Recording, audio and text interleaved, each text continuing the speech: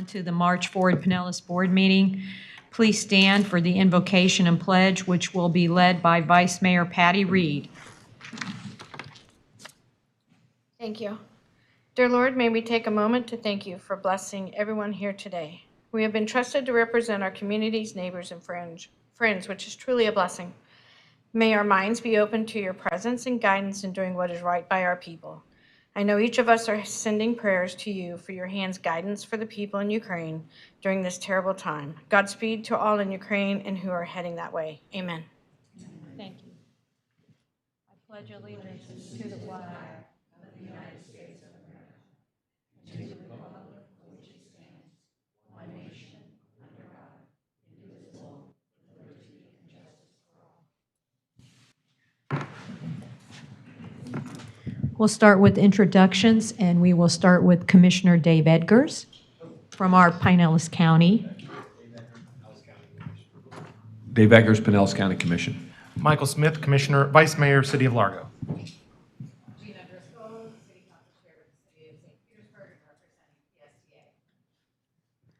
Julie Ward-Bajowski, Mayor of the Great City of Dunedin.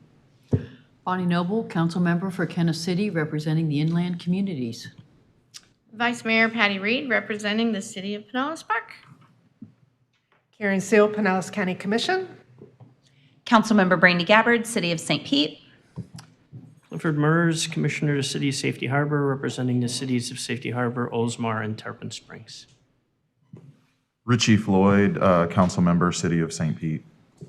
And I'm Cookie Kennedy, Mayor of the City of Indian Rocks Beach, representing the beach communities. And with that, Tina, is there anyone in the audience who would like to speak, citizens to be heard today? Yes, Madam Chair, we have two citizens that wish to be heard today. The first is Neil Cosentino. Neil, if you'd like to come forward.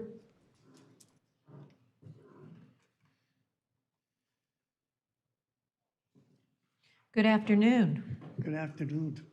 Thank you for coming today. I appreciate the opportunity. Madam Chairman, members of the board, and all the staff. My name is Neil Cosentino, and I'm a member of a small public interest think tank. I'm also a retired Air Force pilot, and my mission today, a vision, mission, goal, is to introduce the Clean Millennium Bridge project, which involves repurposing a bridge that our government plans to demolish, the Howard Franklin Bridge, which is a 60-foot wide, 2.5-mile long bridge. And that bridge will be demolished at a cost of $35 million when the new 8-lane bridge opens. We would like to repurpose the bridge. The bridge has a safety rating the day it closes of near 90% for 40-ton trucks. Whereas we would only put a solar array on the bridge, which would create income to maintain the bridge and also create a new trail crossing the bay. And there are many wins, and I'll just name a few, and then hopefully you would have some questions about this project. There's precedence because, as I recall, Pinellas was a leader in saving the Gandy Bridge. And one of the problems with the Gandy Bridge was funding. But if we have a solar array on the bridge, which is 60 foot wide and 2.5 miles long, we would create clean energy, and the county could use that energy, purchase that energy, or anyone could purchase the energy, and that money would be used to maintain the bridge. So if we do this, we would save $35 million off the top because that's the demolition cost. The value of this public asset is around $300 million. It could be more, but we don't want to demolish $300 million asset and spend $35 million when we can do something better with the bridge. I mentioned we would sell the kilowatt currency. We would put charging stations on the bridge, It would increase our green footprint. It would decrease our carbon footprint. It would increase Tampa Bay resilience. It would increase sustainability. It would we would act as the catch-all for pollution from the bay and the other bridges. We'd be a test bed for clean energy. Are there any questions? Does anyone have any questions for Neil? Hearing none. Have you? 300. I have a question. Have you? What's been the response from the Florida Department of Transportation? Have you had a chance to talk to them? Yes, they're neutral. They're not particularly interested in innovative. I don't know if anyone's here from that, but that's not their mission. Their mission is to do their job, and they don't see this as, I think, as their mission. But we were up against the same issue with the Gandy Bridge. The problem with the Gandy Bridge was because we didn't have the funds to maintain the bridge. But in this case, we have a perfectly good bridge. It's good for 40-ton trucks, dynamic load the day it closes. And if you only put a solar array on it and people on the bridge will last for a very, very, very long time. So I hope that answers that question. Are there any other questions? Thank you. Thank you, Neil. Okay. Tina, is there anyone else? Yes, Madam Chair, Mike Reardon also wishes to address the board today. Thank you. Mr. Reardon, you have 3 minutes as well. New policy that the jarheads runs go before the classy officers with good news, so I could be out of the room. Hi, Mike. Hi. Yeah, I'm here to talk, no. I'm here to talk about Drew Street. A speed study done in November of last year by the city of Clearwater. You can see this speed study presented in the city council work session on Valentine's Day, the 14th, agenda item 4.6, and then on Thursday, whatever it was, the 17th, I think it's 11.1. But Drew Street's problem's been solved because the Clearwater City Council, was orchestrated, and their city engineer, and they brought Chief Slaughter in on a Monday morning, and 95% of the cars are compliant with the speed limit because they use the creep method. If the speed limit is 40 and you're going 50, you're compliant. You have to see it to believe it. Watch the video. So they had a speed study, and I'm not sure why they had a speed study presenting 95% compliance, talking about the resolution letter they were sending to FDOT, which told me they are going to lower the speed limit. Hopefully it's the whole section, 1.8 miles. I'm not sure if it's the whole section, to 35.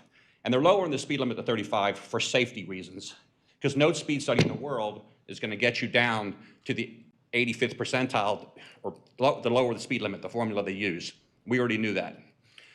I have a copy of the FDOT speed study recently done, and it also doesn't show you could bring the speed limit down based on the statute. But the speed limit is coming down 5 miles an hour on that stretch, at least from Highland to where it turns into 35 down by MLK, hopefully from Jupiter to Highland. But you have to watch this presentation. This is an orchestrated, Mayor Hibbard has Omar Atala, the traffic engineer at Patel's place, comes up, reads all this stuff, has the chief of police come up on a Monday morning. You ask him, are people obeying the speed limit? He goes, some are.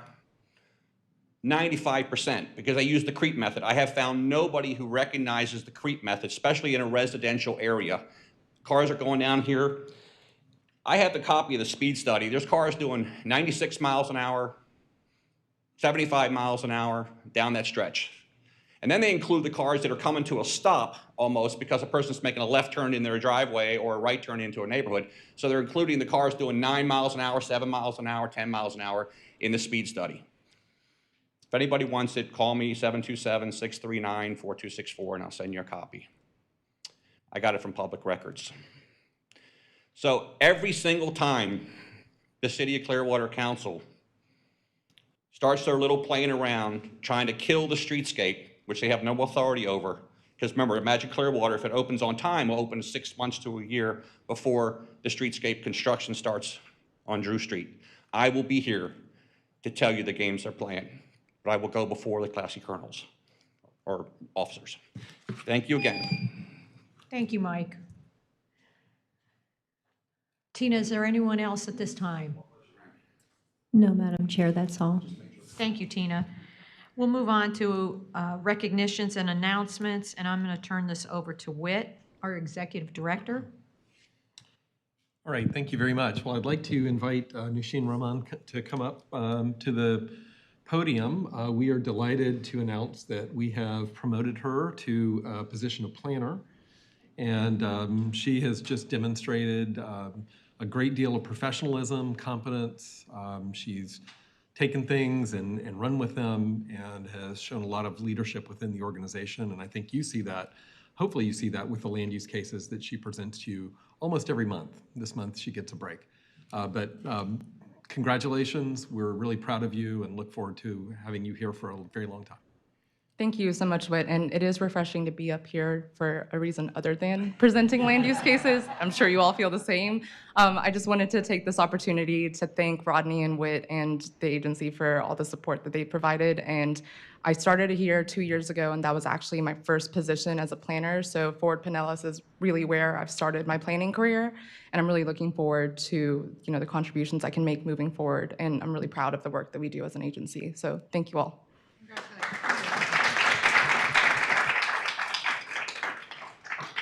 Nushin, it's really refreshing to have you up here because you actually make it simple and easy for everyone to understand. So I really appreciate you as a planner, and I'm so glad that you got a promotion. Thank you. Thank you. Agenda item number 5 is the consent agenda. And do any board members wish to pull any items from the consent agenda to be handled individually at this time? Yes, sir.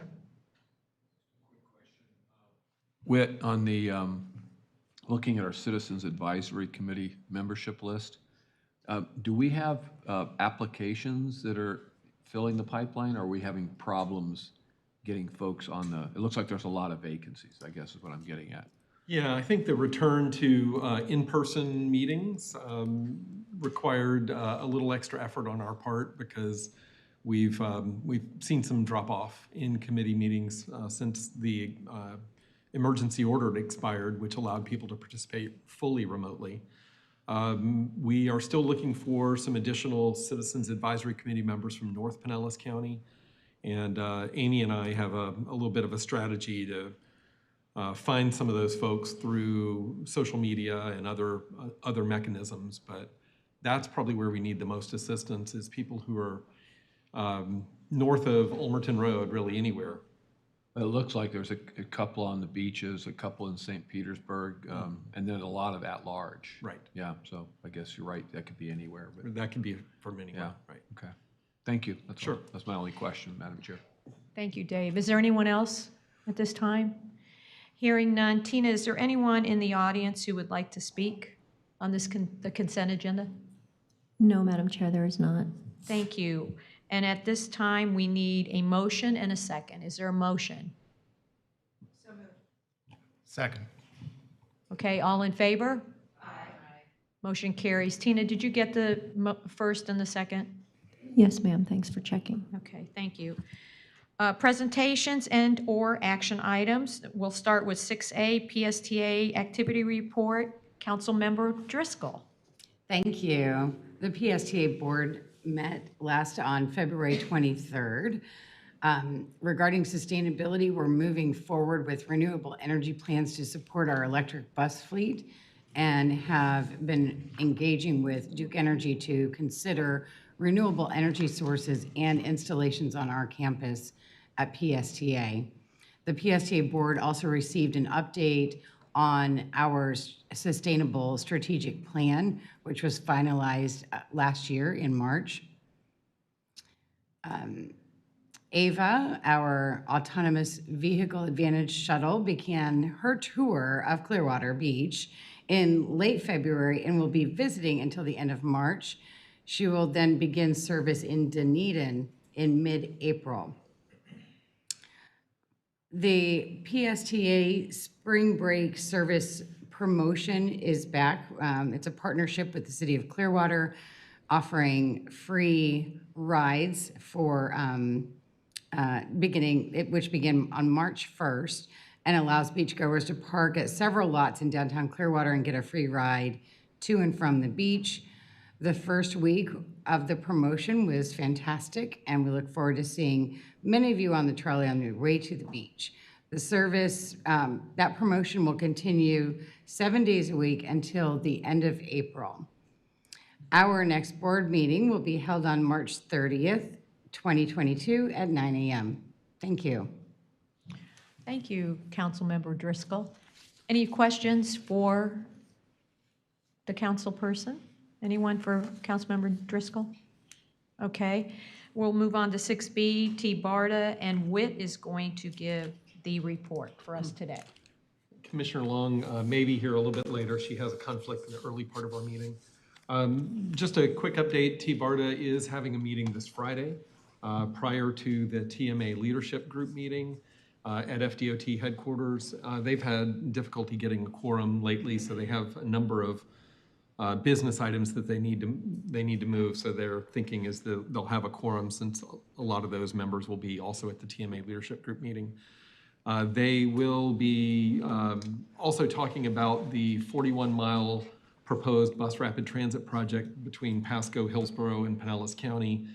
There has been some news reporting on the conflict inherent in that plan, in that they're sort of banking on the additional lanes north of the downtown interchange in Hillsborough County, and the Hillsborough MPO is currently opposed to additional lanes on I-275 north of the downtown interchange. So there's a little bit of a conflict with that. The T-BARTA staff has reached out to us to see if our board would like a presentation on that concept of operations for that regional proposed transit project, and I don't think this board has heard much about that in a few years. So I thought it might be helpful, perhaps later this year when we have a relatively light agenda, to see if T-BARTA would come and cover the different characteristics of that project and the operating plan.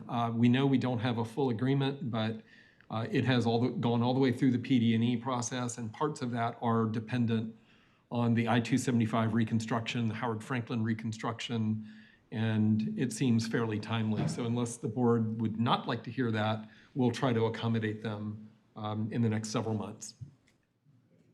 Okay, that's my report then. Any questions for Witt? Do you have anything you wanted to add? 6C is the Unified Planning Work Program draft, and Chelsea will do a presentation. Hi, Chelsea. All right, so good afternoon, board. I'm going to be presenting on what we call the Unified Planning Work Program, or the UPWP. The UPWP is required by federal and state law, and it really documents the transportation planning funding that our agency receives. As you're all aware, Ford Pinellas is tasked with both land use and transportation. We do have two separate kind of funding sources for those activities, and my presentation is just going to cover the transportation side of things. Rodney's going to speak after me and cover the land use side of our budgeting. So we're required to adopt this every 2 years to really prove to the state and federal government how we're spending the funding that they're providing to us. The current one was adopted in May in 2020 and goes until June 30th of this year. So the planning activities I'm going to highlight for you today are all the things that we anticipate doing starting July 1st, going through June 30th of 2024. This is just a high-level schedule. We brought a draft to the committees last month to kind of give them a heads up on the different activities that we plan to undertake. We're bringing it to you right now, but over the next couple of months, we're going to be working with our state and federal review agencies to really go through the UPWP and make sure everything looks fine. I know that there were a couple of typos that were on the board listing page, and there's some other little cleanup things that we need to do, including finalizing our numbers. So we'll bring back a final to you for adoption in May, transmitted to the state, and it will go into effect on July 1st. This is just a high-level overview of the different MPO grant funding sources. For transportation, we do work on federal grants and through a reimbursement process. Just a little more than half of those grants come from the Federal Highway Administration. There is a small portion, about 25%, that comes from Federal Highway. That's our surface transportation program. Those are predominantly planning funds. And then we do also get funding from the Federal Transit Administration.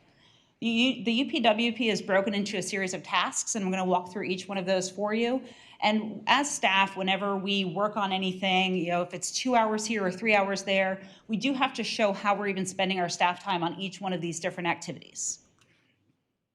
These are the various tasks. We currently have 10 of them. And this is important because when we go back to the feds, and we say, all right, well, we spent your money here, here, and here, they go right to the UPWP to make sure it's in an area that we told them we were going to be working on. So in total, there is about $5.8 million in our budget for the next 2 years for transportation planning activities. That includes personnel costs, so just our regular internal benefits and salaries. It includes funding for consultants. And you'll see it's a pretty large piece of the bar chart right there. And that's really because we're about to begin developing the next long-range transportation plan, and we do anticipate needing a lot of consultant support for that. It also includes travel and other expenses. And those other expenses are really printing expenses, copiers, things like that.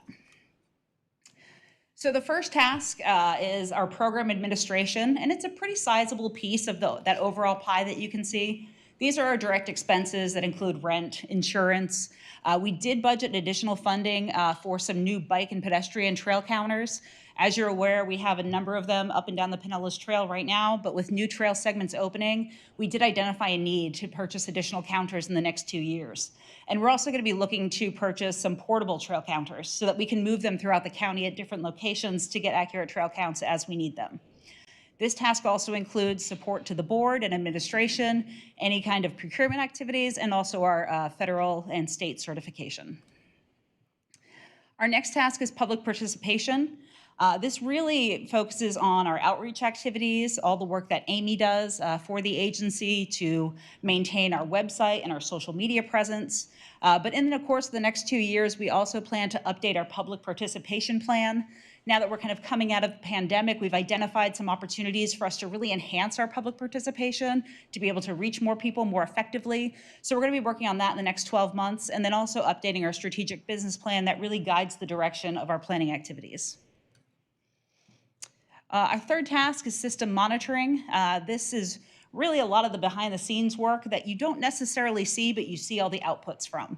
This is our crash data monitoring program where all of the safety data lives, our traffic count program where you see our annual traffic count map come out, and also our level of service database. And this is a database that looks at things like how congested our roadways are.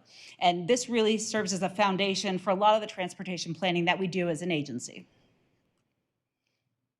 Our fourth task is systems planning. This is a little bit of a catch-all. You'll see a very long list of activities that go on there. This covers everything from all of the coordination activities we do with public transportation agencies to active transportation, our Complete Streets Grant Program, where we provide $100,000 in planning funds to our local agencies, comes out of this line item. This also includes staff time for waterborne transportation, local government support, and also the management of our Transportation Disadvantaged program. And that's why you'll see it's a pretty big chunk of the pie. Our fifth task is just the Transportation Improvement Program. That's really the 5-year FDOT work program and all the work that we do internally in order to maintain that program, and also developing our annual lists of priorities, which you all will see in the next couple of months, and then any amendments to the TIP. Our sixth task, this is one of the biggest ones because, again, we are heading into the development of the 2050 Long-Range Transportation Plan. So all of the activities that we'll be undertaking as an agency, including consultant support in the next 2 years, is included in here. This is where we're going to start developing population and employment projections going out to 2050. We'll start identifying revenues covering that time period, assessing all of our transportation needs, and then ultimately developing a cost-feasible transportation plan. Our seventh task is regional activities. This covers any staff time and travel associated with support to the Suncoast Transportation Planning Alliance and also the TMA Leadership Group, but also WIT's attendance at MPOAC with some of you as board members, and then coordination with TBARDA and other regional partners. We have a special projects task that covers some other things that pop up from time to time, like our spotlight emphasis areas, so implementation of the Gateway Master Plan. We do have a line item in the UPWP that calls out the establishment of, I'm going to screw this up with, what's it called, the breed mobility in the Gateway area? Sorry. Now you caught me. Transportation Management Organization, sorry about that. Transportation Management Organization. I apologize for that. So we do plan to work on that in the next couple of years, and also implementing our Safe Streets Pinellas program. And then our final task is our Suncoast Transportation Planning Alliance support and shared activities. This is really just the $5,000 that our agency provides. Each of the MPOs in the region, we all contribute $5,000 for joint planning activities at the regional level, and that's captured in this task. And through that, we're going to be conducting a regional needs assessment that's going to look at transportation needs, mobility, safety, equity, and resilience needs. So today, we are really just asking for any feedback that you may have on the work products that we've identified for the next couple of years on the transportation side again. And then going forward, we will modify the document as needed, finalize the revenues, and bring you back a final version for review and approval in May. And with that, I will take any questions. Any questions for Chelsea? I have one thing I'd like to just add. That's fine. I'm going to cover it later in my report, but we had, I think, a productive discussion with the Board of County Commissioners last Thursday. And a couple of the comments from the commission members were about what the public thinks about transportation funding and investment. And I just want to point out that the money that we're allocating in this UPWP towards public engagement is significant.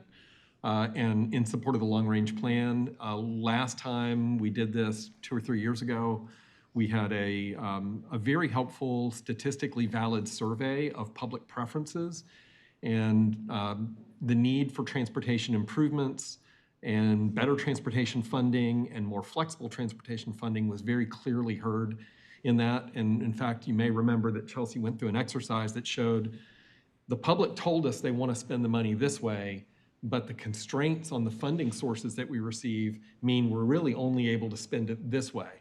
And we would like to repeat something similar, but just maybe a strong partnership with Pinellas County staff over the next couple of years on really getting the input from the business community, getting the input from residents across the county. That's envisioned here in this UPWP. So I wanted to kind of draw that connection. I think we have good data, and I think we need to just build on the data that we previously had. Thank you, Whit. Anyone else? Any questions? Tina, is there anyone from the public who'd like to speak on this No, item? Madam Chair, there is not. Thank you, Tina. Looking for a motion for the United Planning Work Program to approve the draft. Anyone? Move approval. Is there a second? Second. All in favor? Motion carries. 6D, Pinellas Planning Council preliminary budget discussion for fiscal year 23. And this presentation will be by our famous Rodney Chapman. Thank you, Mayor. Good afternoon, Rodney Chapman, Division Manager here for Pinellas. Can everyone hear me? Okay. I will give the counterpart to Chelsea's remarks regarding the funding and how it's shaping up for the PPC for fiscal year 23. I wanted to let you know that in the time that we've been here, even though these are two distinct processes, we collaborate and integrate in a lot of ways so that the funding that the PPC considers and the funding that the decisions that the PPC and the MPO consider both complement and support one another. So quickly, I'll just talk a little bit about the relationship between the PPC and the MPO because we do have a few new board members. I will then shift to our budget development strategy that we've honed over the last few years. Then talk about a few current and future key projects, give you a snapshot look at the way the numbers are shaping up for fiscal year 23, and then conclude with a few next steps. I'll tell you that there are a few changes to the timeline this year because there's a new director at OMB, so we've had to push some things up and then move some other things around, but generally the process will follow a similar set of steps as in recent years.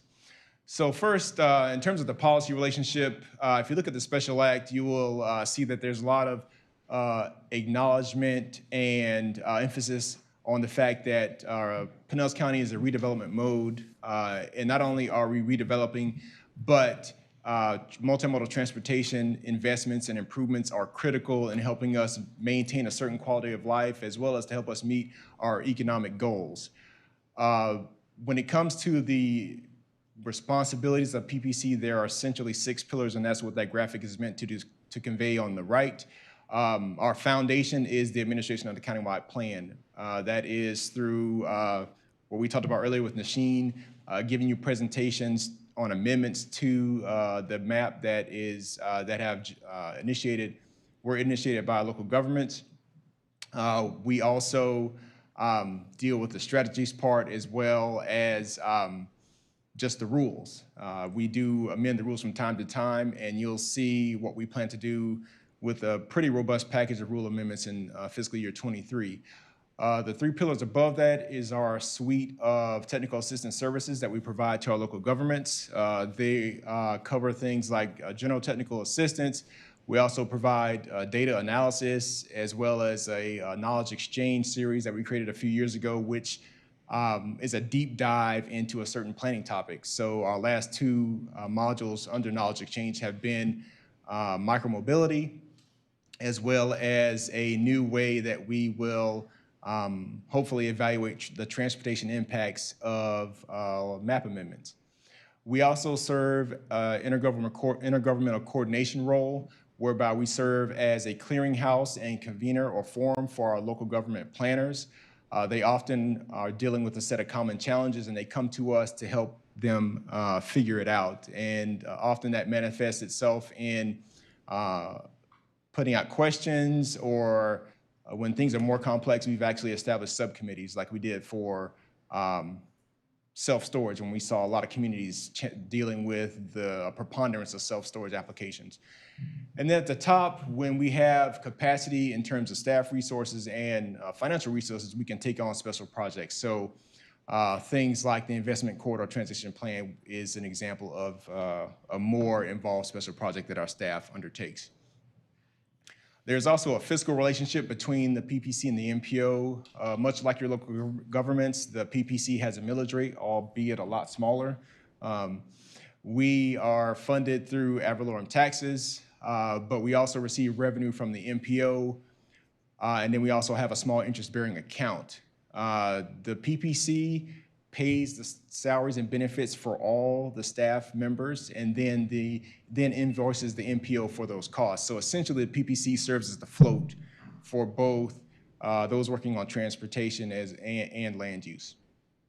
And then that last bullet is meant to convey that we do share certain other types of expenses.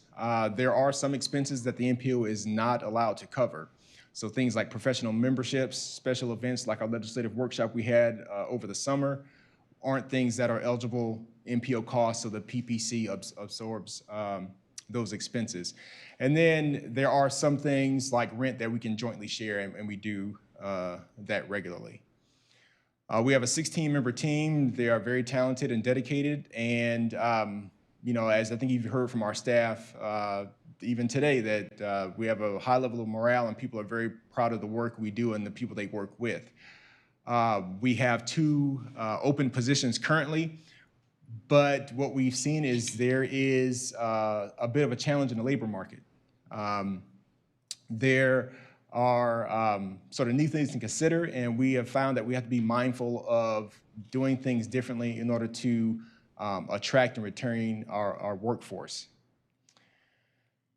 In terms of the strategy that we've honed over the last few years as we develop the budget, it's centered around 4 main themes. One is values and culture. We're trying to make sure that every spending decision we make is based on having a conservative fiscal outlook. We are a dependent special district, so we're sort of on our own, and we also have that relationship to the MPO where we have to provide that cash flow in certain instances. So it will allow, we have to be conservative about our spending decisions. We've been pretty effective in being recognized as an honest broker. And to that point, I had a conversation this morning with a developer's attorney because she was hearing some things and wanted to know from me what the true situation was. So I think we've been able to serve as that honest broker role here the last few years. I think as you've seen with things like promoting the Sheen, we are a big believer in supporting our staff and helping them grow and develop. And so we craft a budget by providing professional development opportunities and other opportunities for growth so that they want to spend the majority, if not all of their career here with us.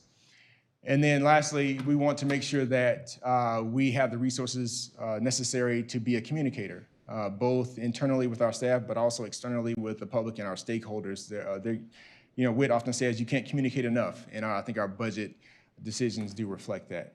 We also want to make sure that our spending decisions are aligned with our strategic business plan and our vision for Pinellas County. Also, our decisions taking advantage of the existing partnerships and relationships that we have so that we can do more with our partner communities and aligned agencies.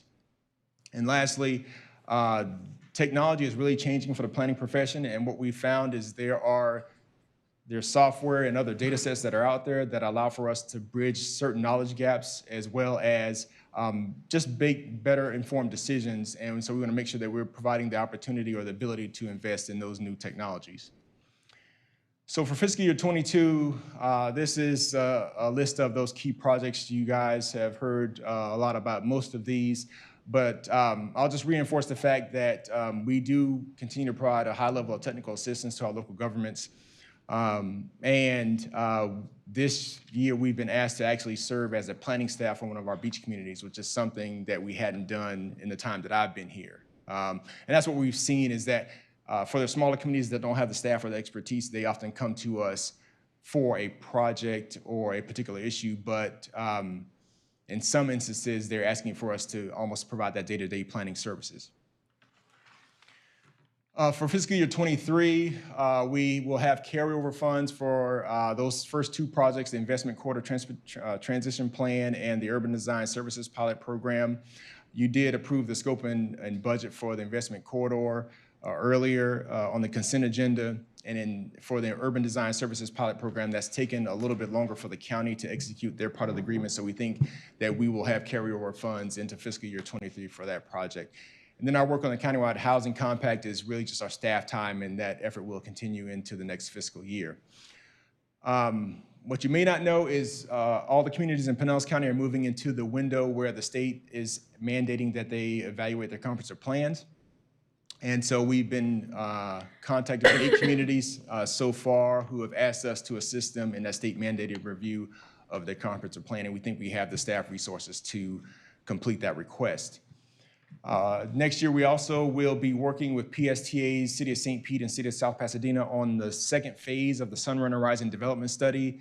You received a presentation on the phase 1 work a couple months ago.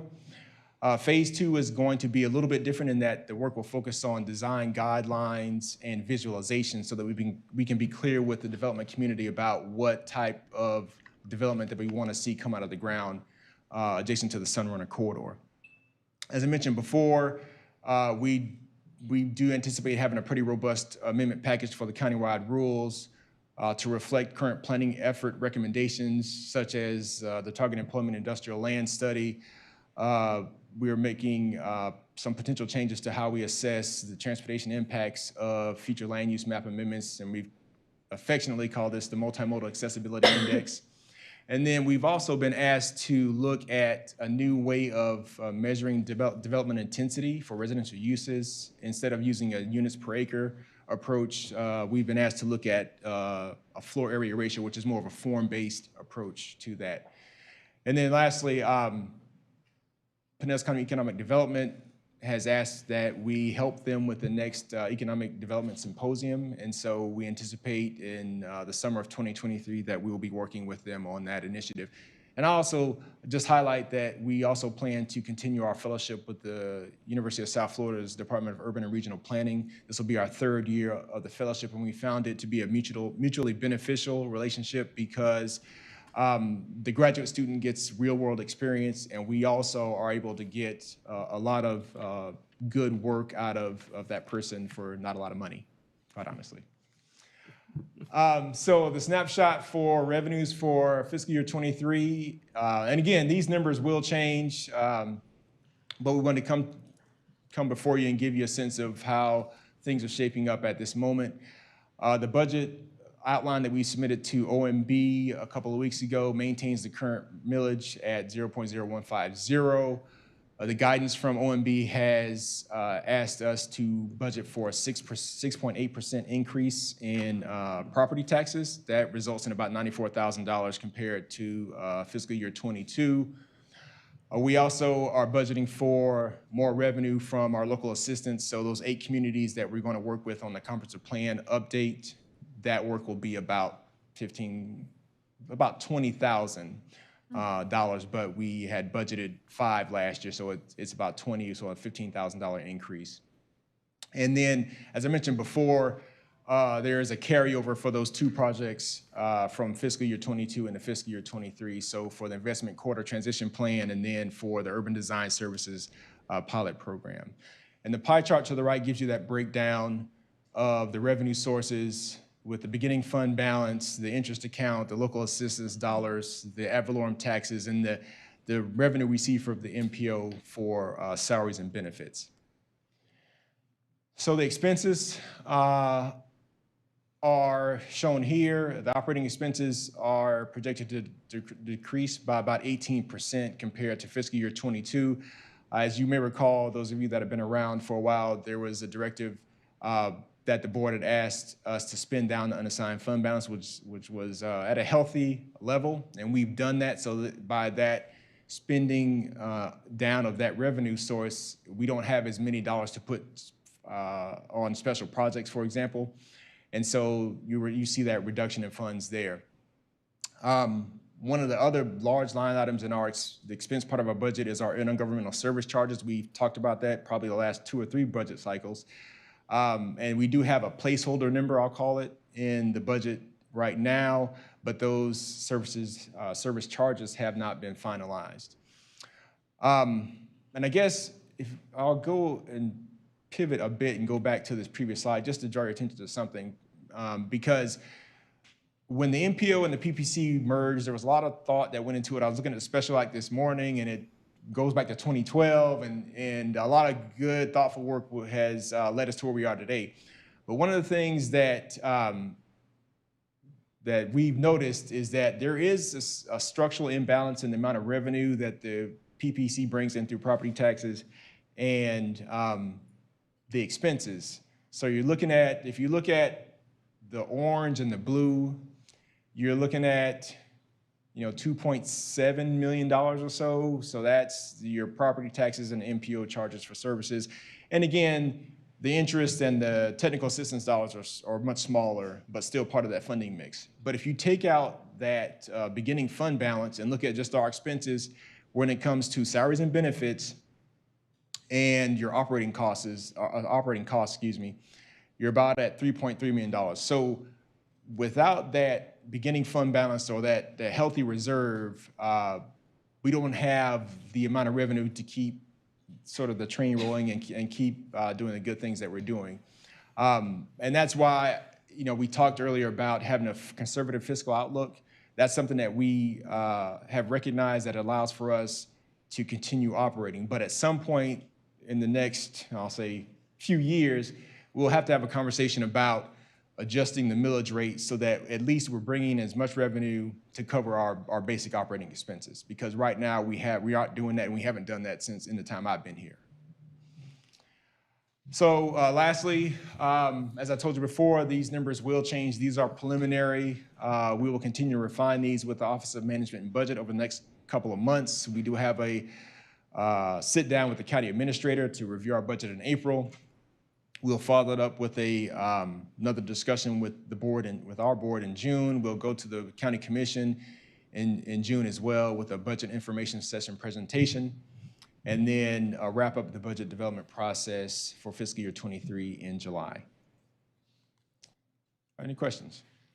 Rodney, I have a question. When you're talking about the fees to the local communities, you're doing 8 communities. I mean, is there like can you do an increase every once in a while, or even though it's a small amount? I mean, I'm just curious because I feel like it's a lot less than if they had a consultant. Absolutely, Mayor. Yes, Mayor, it's a great question, and our philosophy has been that we charge, what it costs for our staff time to do the work. So there is no profit, there is no escalation of charges because I think locals come to us for 2 reasons. One, they believe in the competence and expertise of our staff, but secondly, we are much cheaper than the consulting industry. So, and we feel like that's our sweet spot, that's our role, that's what we should do. But, there is that imbalance that I noted, and we're going to have to find a solution to that. The other thing I want to say is that technical assistance isn't consistent. So we're doing 8 comprehensive plans next year, but in 2024, maybe only be 1 or 2. So that revenue kind of rises and falls based on the local needs, and it's often hard to predict.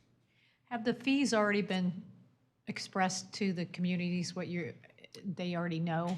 Yes. Okay, all right. And does anyone else have any questions from the board for Rodney on the budget? Yes, Commissioner Edgars. Yeah, just real quick, Rodney, on the 6.8% increase that you've been given, did they break that down at all in terms of where it's coming from or how they've established it, or, I mean? No, they have not. And, I said that these numbers will change. I remember last year we started out at 3.4% at the beginning of that process, and then we ended up at, I believe, 6 or so. But we'll get more information as we go through the process, and I'll inquire with our budget analysts to get an answer to the question. Like half the properties are Save Our Homes, roughly, so it looks like that's going to go all the way up to 3%, because of the inflation issues. So you're talking still about the other half of the properties going up to average out at 6.8. That's huge. Yes, it's a huge it is. Increase. I wouldn't, I wouldn't necessarily expect that we're going to be able to keep all of that. I mean, it's a year that we'll have to be careful, right? I mean, yes, and Whit and I have had discussions about being very conservative this budget year. Yeah. Okay, thank you. Anyone else have a question for Rodney at this time? Rodney, thank you for the presentation. 6E, Ford Pinellas Equity Assessment Update with Angela. Hi, Angela. Hello, good afternoon, everyone. Can you hear me okay? Okay, great. Again, I'm Angela Ryan, and I'm very pleased to discuss the Ford Pinellas Equity Assessment today. And it represents the hard work of several people in our agency and over a year of conducting this internal analysis that consisted of just our internal resources. So today I have a very concise presentation. And first, I want to start off with our why. And just to frame the discussion about, equity analysis here in Pinellas County and why we conducted this work, I think it's really important to first state that this effort is just expanding on our existing responsibilities and our requirements. As you all know, we have federal requirements for environmental justice, by executive order since 1994, ADA, Title VI, et cetera. So what this equity assessment did essentially was conduct an internal audit to take a hard look at ourselves to say, how have we been doing as an agency at meeting these responsibilities that we have to the public? Additionally, due to the fact that we are professional planners, we are also bound by our AICP ethics, which include a special responsibility to plan for social justice. So our why specifically for this assessment was to take a look at these historically excluded communities. And that's comprised of low-income communities as well as racial minority communities here in Pinellas County. And look at those historical practices and the systems and policies that have impacted these communities' abilities for economic success.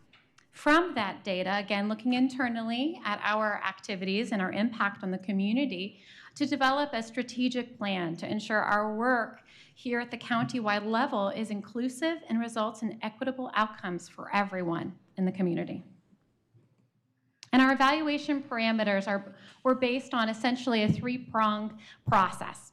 External analysis, which was just reestablishing our environmental justice areas and terming those as our equity emphasis areas. So that was the area that we were going to be collecting our data, both quantitatively, qualitatively, and experiential data. And then looking at, that particular data set through, not only the lens of census data, but through the practices that have occurred with our agency, our own planning documents, our outreach practices, et cetera. And that's really where the internal analysis comes in. It's like, who are we as Forward Pinellas? What does our staffing look like? What about our committees? What is our process for public engagement and outreach? And how have we been able to embrace diverse communities and expand our stakeholders? And lastly, that experiential analysis, which is so important. That is essentially the lived experiences of people. People that have not had the opportunities to talk with public representatives, to work with our agency on a daily basis. We specifically reached out to these communities to ask them about their lived experiences. How have their lives, for example, been impacted by their ability to get to work, or have they not? So those kind of evaluation parameters are what essentially led us to our findings. And this is extremely high level, but a couple of really important facets that I want to point out in regards to the equity assessment findings are on the left-hand side of the screen. So first, when we looked at our high injury network and where our hotspots are, so essentially where most of the crash is occurring, we found that 70% of these human fatalities and serious injuries were occurring within the equity emphasis area. However, only 32% of the county land mass is comprised of that equity emphasis area. So essentially what we found is there's this major disproportionate impact to these people that reside within equity emphasis area, and that is solely based on where they live. These people are frankly dying at a higher rate based on their neighborhood, of which factors they have no control. And at any rate, when we looked at the additional data, we found, how has our agency worked to allocate resources for these people? We found that we have some programs that have been extremely dedicated to addressing these type of concerns within the county, and other areas that we could use some improvement. So the area that we saw that we could use some improvement was in our transportation improvement program. We found that only about 3.3% of our resources through that program were allocated to improve transportation within the equity emphasis area. In addition to the data analysis, both quantitative and qualitative, we conducted a robust amount of public outreach.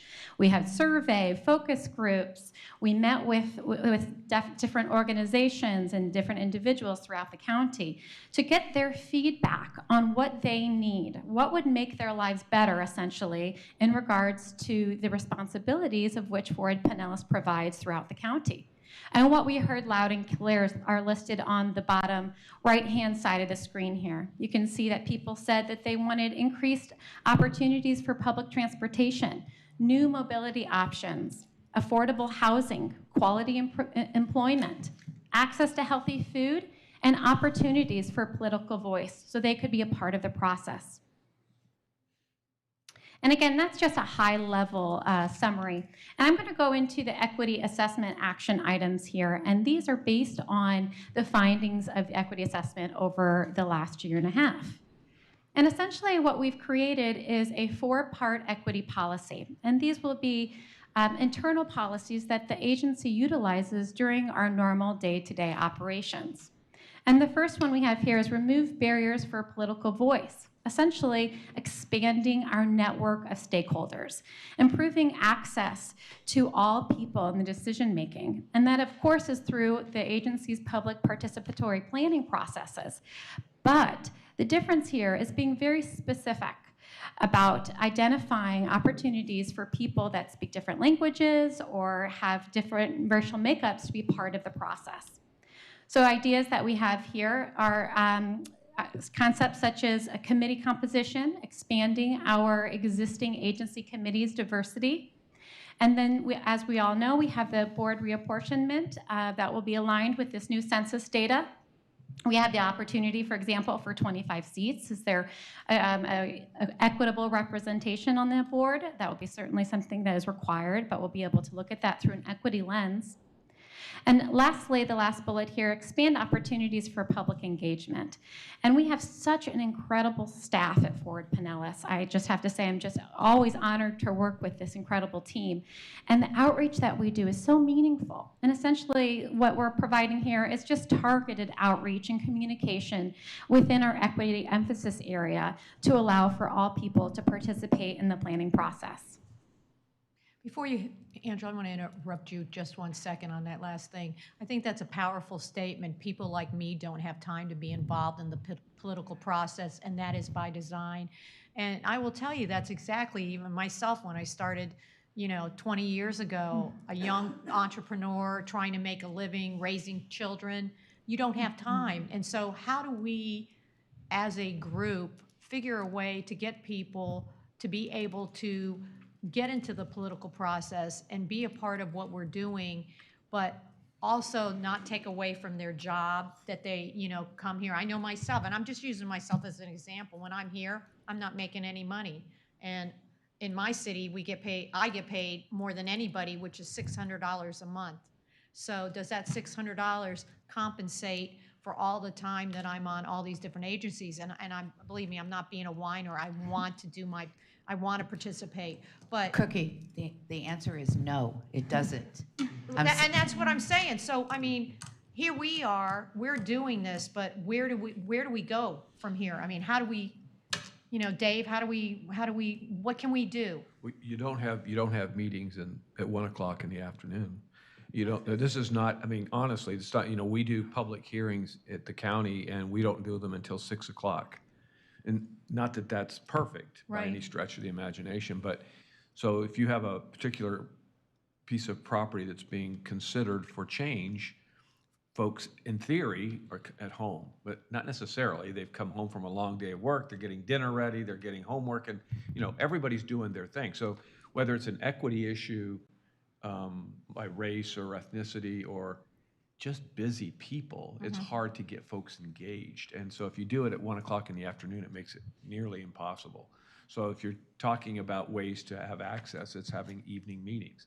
Not that I'm excited about that, mind you. However, I mean, you're talking about access and people getting a hold of it or showing, I mean, if you try to get people engaged in this, to listen to us live is one thing. But even if you tell them, well, you can go online later and watch it on your own, it's like, Who wants to do that? and you're not It's engaged ridiculous. really because there's no feedback potential at that time. You're just listening. So it's really, I mean, I don't know how we would do it from a meeting standpoint. Michael, how do you do it? I mean, you are a librarian, it's a full-time job, correct? And so that you are able to do it because it is part-time. Is that? To a point, yes. Okay. Yeah, I was full-time and I stepped down to part-time so I can do this. But honestly, I wouldn't be able to do this. I didn't have a partner. Exactly, and that's somebody that was who compensating. offset me. And you So- too? Same with me. When I was working full-time when I first got elected,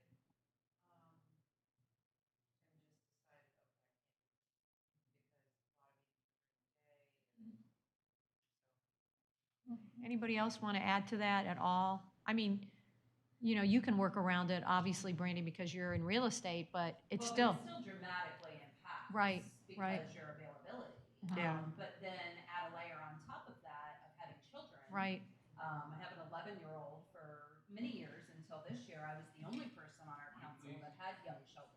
Sorry, I was getting on people for the mic earlier, and now it's me.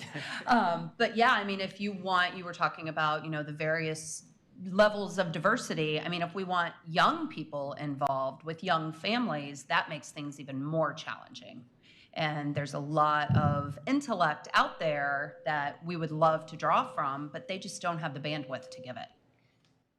I have a quick question.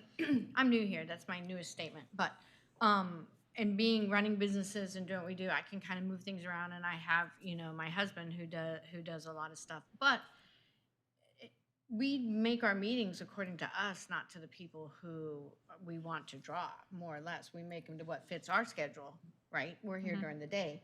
But would we be able to, and I know this goes into the whole side of the virtual stuff, but would you be able to have meetings in the evening that would powerhouse to come to us if we did it during the day? I mean, I would go wherever we needed to do, but maybe Some couldn't.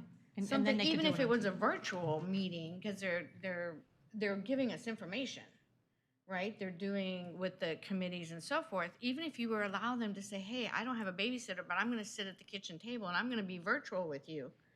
And that would give you information that you would bring back to us instead of making it so hard for them to have to come somewhere if they don't have a babysitter, if they don't have a significant other that can help them. Think of ways in this day of technology that we could bring them, make it easy on them.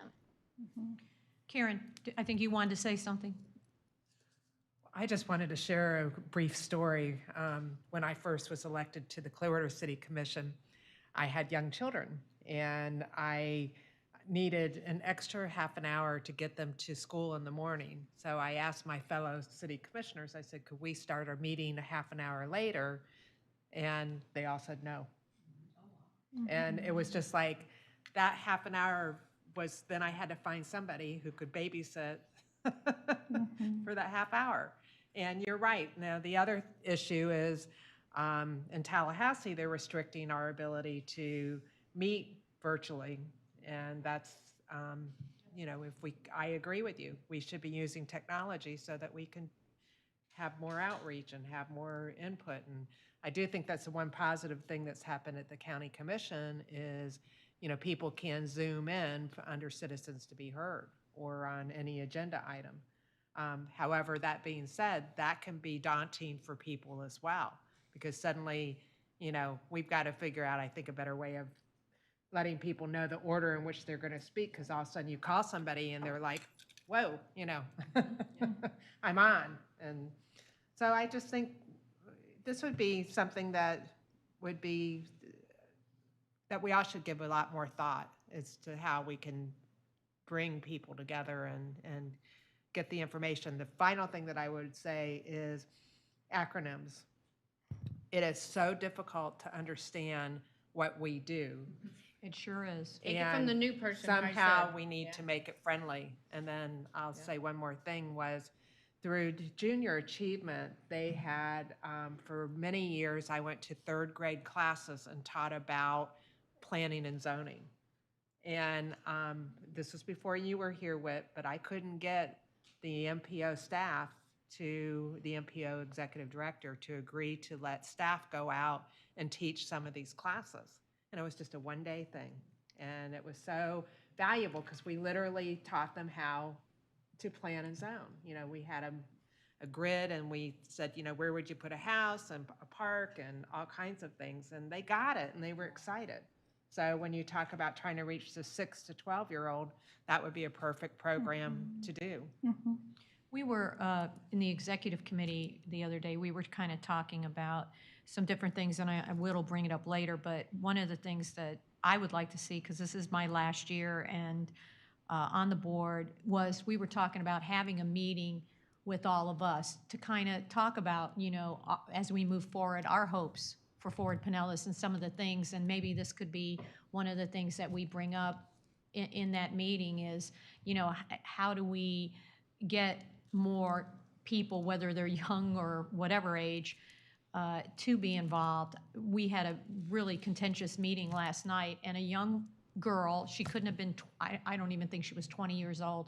She was probably spoke the most eloquently of anyone last night, and I thought, this young lady, I don't know who you are, but you need to be involved, because she was just wonderful in the way that she articulated what was the subject last night. So we'll talk a little bit about that later, and I didn't mean to interrupt you, but I just thought that was powerful and something that we should talk about while we were here. So Angela, you can proceed. Just Thank one you, more. Chair. Can I just add one more thing? Absolutely. Yeah, just following up a little bit on what Commissioner Seal said. So it's one thing to have access to folks, to do things that make us more accessible.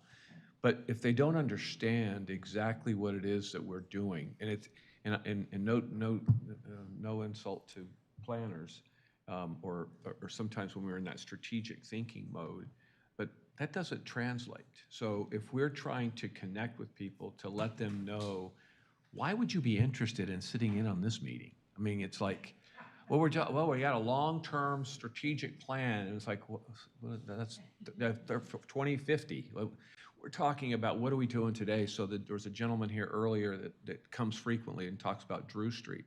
I mean, he puts it right on there. We're talking about Drew Street, and there's people that live on Drew Street. So we're giving him an example where we're really listening to the complaints that you have on your street in your community. And that's what this group does, among many things. But I think we have to figure out a better way to connect.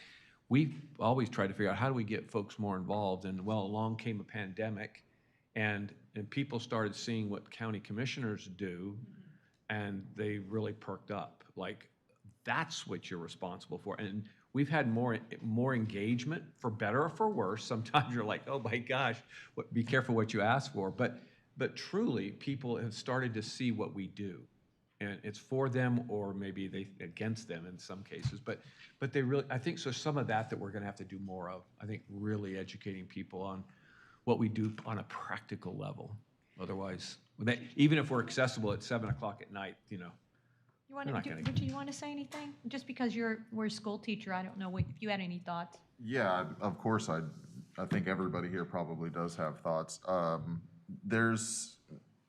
can say for sure I couldn't do this job if I didn't have a partner, and we're fortunate in St. Petersburg to have a decent salary. Right.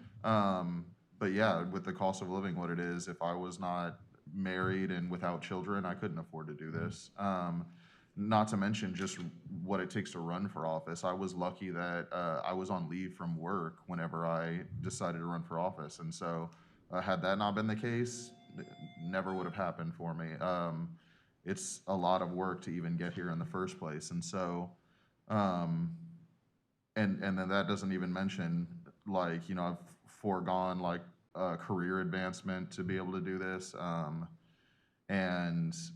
And I'll say that I'm a very privileged person, to be able to have the things that I have in the first place anyway. And so that doesn't even speak to a lot of people who have less. So it's tricky, yeah. Well, I think this was a conversation that we'll continue maybe in that meeting that we have. Yes. So thinking, because we're not going to ever go back to work like we've done before. That's just kind of the way it is. I had the opportunity to work from home for the past 8 years of my working career. And I have to say that, large businesses are becoming more and more where they want to support the communities and things. So we might want to think about how we can get our word out about what we do. And a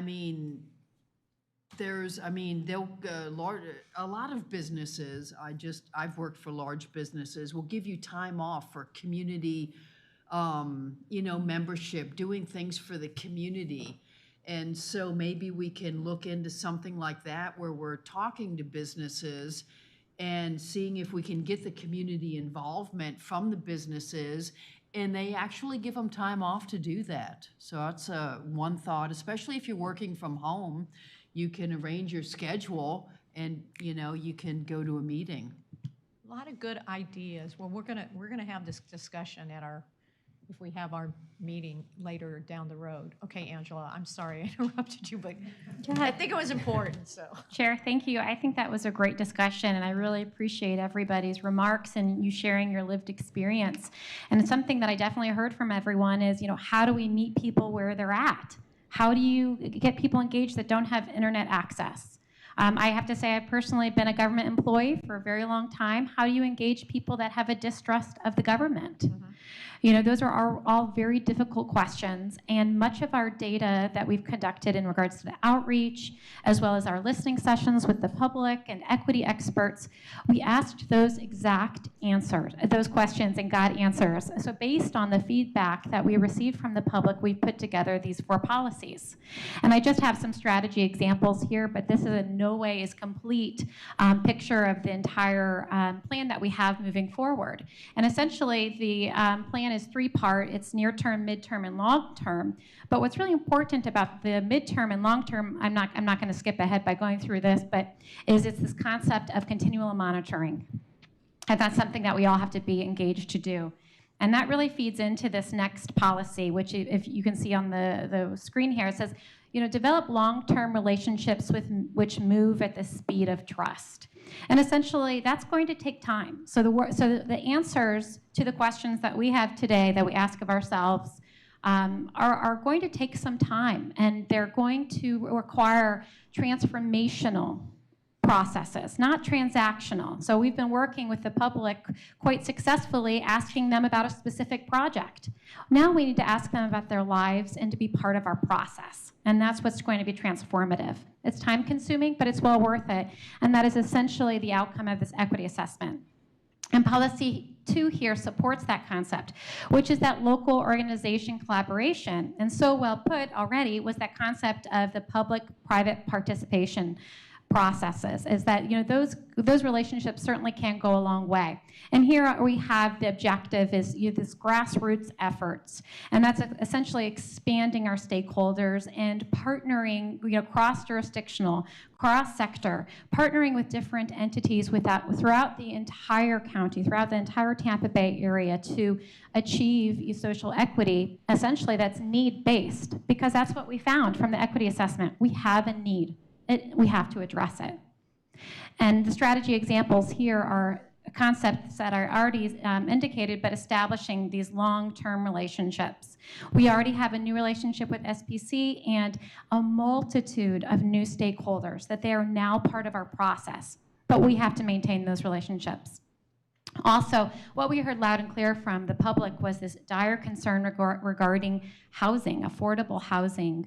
And we have a lot of wonderful staff here on our PP side of the house, PPC, that have this opportunity to promote affordable housing through various educational and partnership efforts, all of which are listed here on the screen.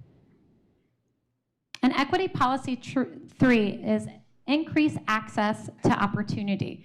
Essentially, how do we connect people to jobs? How do we connect people to education, to healthcare? Because right now, the system, how it's set up across the nation, this is nothing unique for Pinellas County, it is currently inequitable.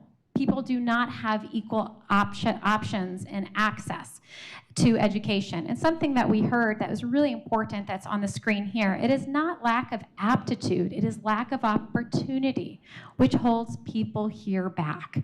So that's what we want to do. We have incredible opportunities to utilize the technology such as GIS to conduct assessments such as an access to opportunity assessment that provides the data where people are residing currently and where employment areas are, and then working to fill those gaps. Other specific strategies that we will be implementing include, increasing our target and increased monitoring for equitable funding in programs such as the Long Range Transportation Plan. We have a concept for a safety funding program that would have an equity lens, essentially that would provide additional outreach and education within our equity emphasis area. Also, something incredibly important is healthy food access. And as Forward Pinellas is directly aligned with, aligning people with their food resources, we can do that through our partnerships. We can do that through creating new opportunities, such as expanding healthy food access in our grant programs, such as the Complete Streets Grant program. And there's just a multitude of opportunities for us here, not listed on the screen, but essentially to provide equitable transportation options and land use decisions which align where people live with their opportunities to gain valuable education and employment. And equity policy 4 is to strengthen awareness and agency accountability. We all know that an organization's biggest strength are its people. So who we are here at Ford Pinellas, and strengthening our own awareness, our own conversations. Just as the chair had indicated, how are we going to fill this need? How are we going to connect with these people? And we can do that through operating with an equity lens. And we can utilize strategies such as building community awareness with story maps, which have been conducted at other agencies like ours throughout the nation that are an educational platform, equity-based data tools for community engagement. And those are things such as an equity matrix that we would utilize for scoring projects, equity-based dashboard and web page, so we have transparency in our decisions as well as transparency in regards to the disparities that exist within Pinellas County. And that last part is the internal awareness, and that's updating our own processes and continually to evolve ourselves as staff at Ford Pinellas to have an equity focus in the work that we do. And our next steps here include the presentation today. Thank you all for your time. Next, we will be implementing our equity assessment action plans, finalizing the report that accompanies that, and then monitoring those actions through time to evaluate their effectiveness and ensure accountability. And through time, these equity policies and strategies that we've developed will certainly evolve, as they should, because we're going to develop these new relationships, these new partnerships, and try new strategies to address the needs that we have here in Pinellas County that have for so long gone unmet. Thank you so much for your time. Questions? Any questions for Angela? Tina, is there anyone in the audience that would like to speak? Yes, Madam Chair. Nick Colonna from Pinellas Park would like to speak. Okay.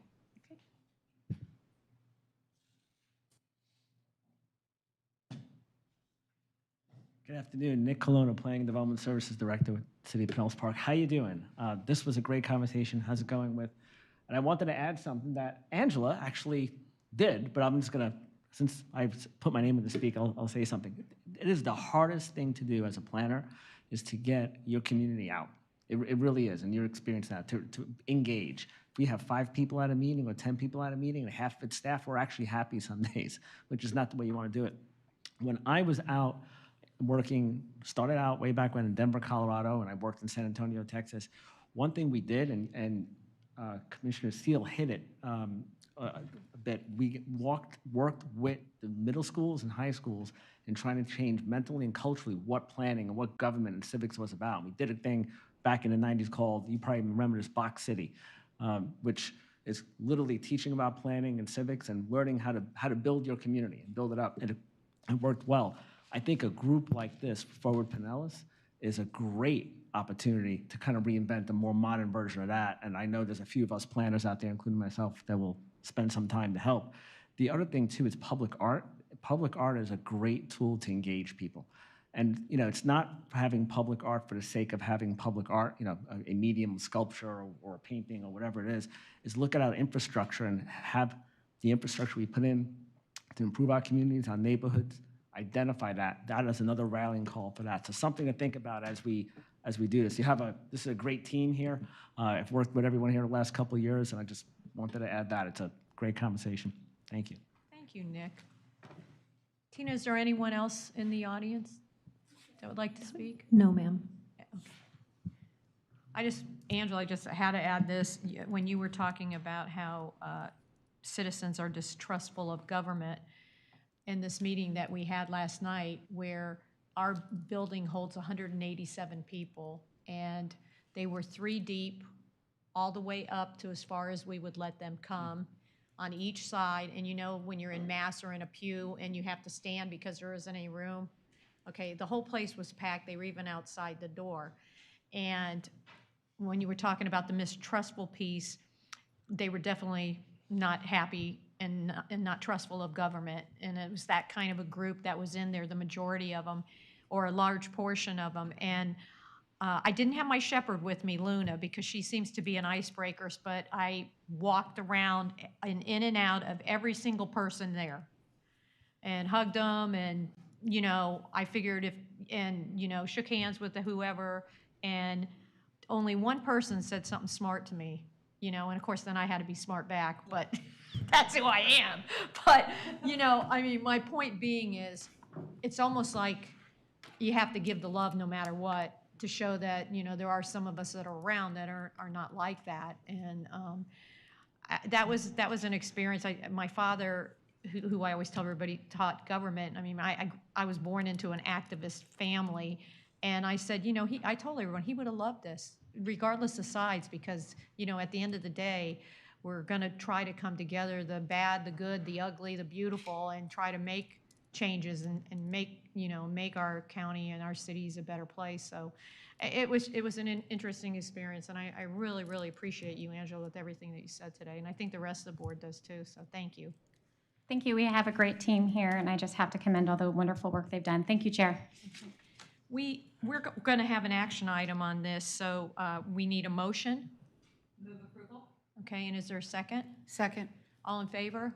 Aye. Motion carries. Thank you. Item 6F, Waterborne Transportation Committee, and Christina, are you going to come up and do the presentation, please?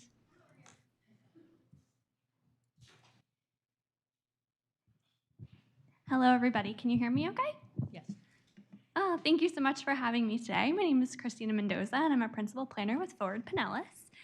As many of you may be aware, I know we have a lot of new faces among us. Back in January of 2020, the Forward Pinellas board voted to create a waterborne transportation committee that was tasked with looking at various waterborne issues and opportunities within Pinellas County.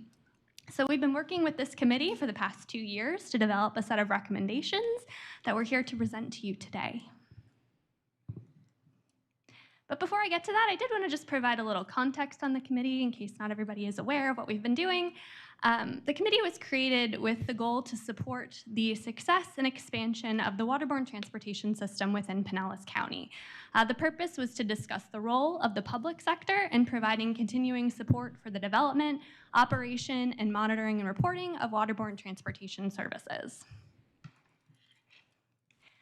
So the committee convened back in October of 2020, and since then, we've worked on reviewing existing and future waterborne service.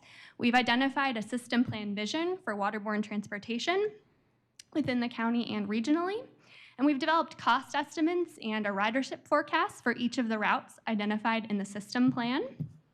We developed a restart of service plan for the Clearwater and Dunedin existing waterborne service. We've worked with the committee to develop a draft countywide waterborne policy that will help us to prioritize route phasing and prioritization moving forward. We've also developed a revised section of the 2045 Advantage Pinellas Long Range Transportation Plan. And essentially that section just expands on what's already included in the long range plan right now. We've also worked to develop recommendations to the Forward Pinellas board. So as I just mentioned, we developed a draft revised section of the Advantage Pinellas Long Range Transportation Plan. So as we were working with the committee, the staff identified a need to kind of expand on the waterborne section that's already in the plan. While it is addressed, we felt that the section needed to be expanded on to really provide an emphasis on the importance of waterborne transportation to the countywide network. So the full section can be found in your meeting materials, but essentially it provides an overview of the existing waterborne routes within the county. It outlines the importance of waterborne transportation service to the county and local governments. It includes a system plan for waterborne service that includes existing and future unfunded needs, as well as aids in prioritizing funding for future service. And it also provides an overview of the Waterborne Transportation Committee charge and purpose and some of the key actions that the committee has been involved with. So currently, this existing section exists in the resiliency section of the plan, but we're actually proposing moving it to the mobility and accessibility section of the plan to really emphasize the connection between waterborne transportation and creating an integrated transportation network. So here is the system plan map that the committee has been working with staff to develop. Essentially, it reflects the existing and proposed routes for waterborne transportation that the committee envisions as a future for the service within the county and regionally. So this provides an overview of the routes. For each of the routes in the system plan, we've developed cost estimates and a ridership forecast, just very high level for us to predict potential demand and determine if the routes are feasible. And using that information, we were able to develop a restart of service plan for the Clearwater and Dunedin existing service. And we're also going to be using that information to help us with phasing the routes moving forward, and that will help us coordinate with the countywide waterborne policy. So now I'm going to just provide a brief overview of the countywide waterborne policy framework. So just for a little context, staff and committee members were given guidance that there was a need to create develop a way to prioritize waterborne routes for potential funding opportunities. So we developed this policy to establish clear criteria for the continued expansion, operations, and maintenance of waterborne transportation options within Pinellas County so that we can continue to support the needs of our residents, visitors, and businesses. So in the policy, it was really important for us to outline the importance of waterborne transportation to the county as a key economic driver. The policy aims to establish clear criteria for the continued phasing and expansion of waterborne transportation options. So we've included in it a scoring matrix that we use to prioritize the routes. And the criteria include whether or not the service contributes to local redevelopment efforts, whether it contributes to congestion reduction, whether it's close to transit, has bike ped infrastructure, is near major attractors, and whether there's a county and/or local government match of funds. So based on those criteria, we ran the scoring scenario for all of the routes within Pinellas County, and these were the highest scoring stops. So Clearwater, Dunedin, Cross Bay, St. Pete Beach, Treasure Island, and Johns Pass. So that really helps us to build the case for the restart of service plan, which is restarting existing service within Clearwater and Dunedin. It also helps to build the case for phase 2, which we're looking at expanding service to Madeira Beach and Indian Rocks Beach. So a big component of the policy was also including a reporting and evaluation component. This helped us to establish a series of reporting and evaluation metrics to determine the effectiveness of the funded waterborne service over time. So we created a set of mechanisms that we'll be using to evaluate service, and they include whether the project is implemented within 3 years of being funded. We would have to do an annual ridership survey for the first 3 years and then as needed. We do an effectiveness assessment, and we would provide a subsidy profile annually by Forward Pinellas and Psta. So now I'm going to provide just an overview of the waterborne restart plan and phasing process. So we've been working with Psta to identify a set of transit priorities and phase them. And within the priorities for phase 1, we've identified the incorporation of the Clearwater and Dunedin restart plan, which has a total cost of about $1.89 million over, it's about 3 years, with an operating of $1.79 million and a capital of about $100,000. So this project would provide support for Ferry Service, which would begin with the restart of Clearwater and Dunedin in fiscal year 23. So the other priority that we've included in phase 1 is the Cross Bay Ferry Service. So this cost share for Pinellas County and St. Pete is about $2.59 million for operating, and that's over 5 years. And the projects provide support for the Cross Bay Ferry to continue to operate between downtown St. Petersburg and downtown Tampa.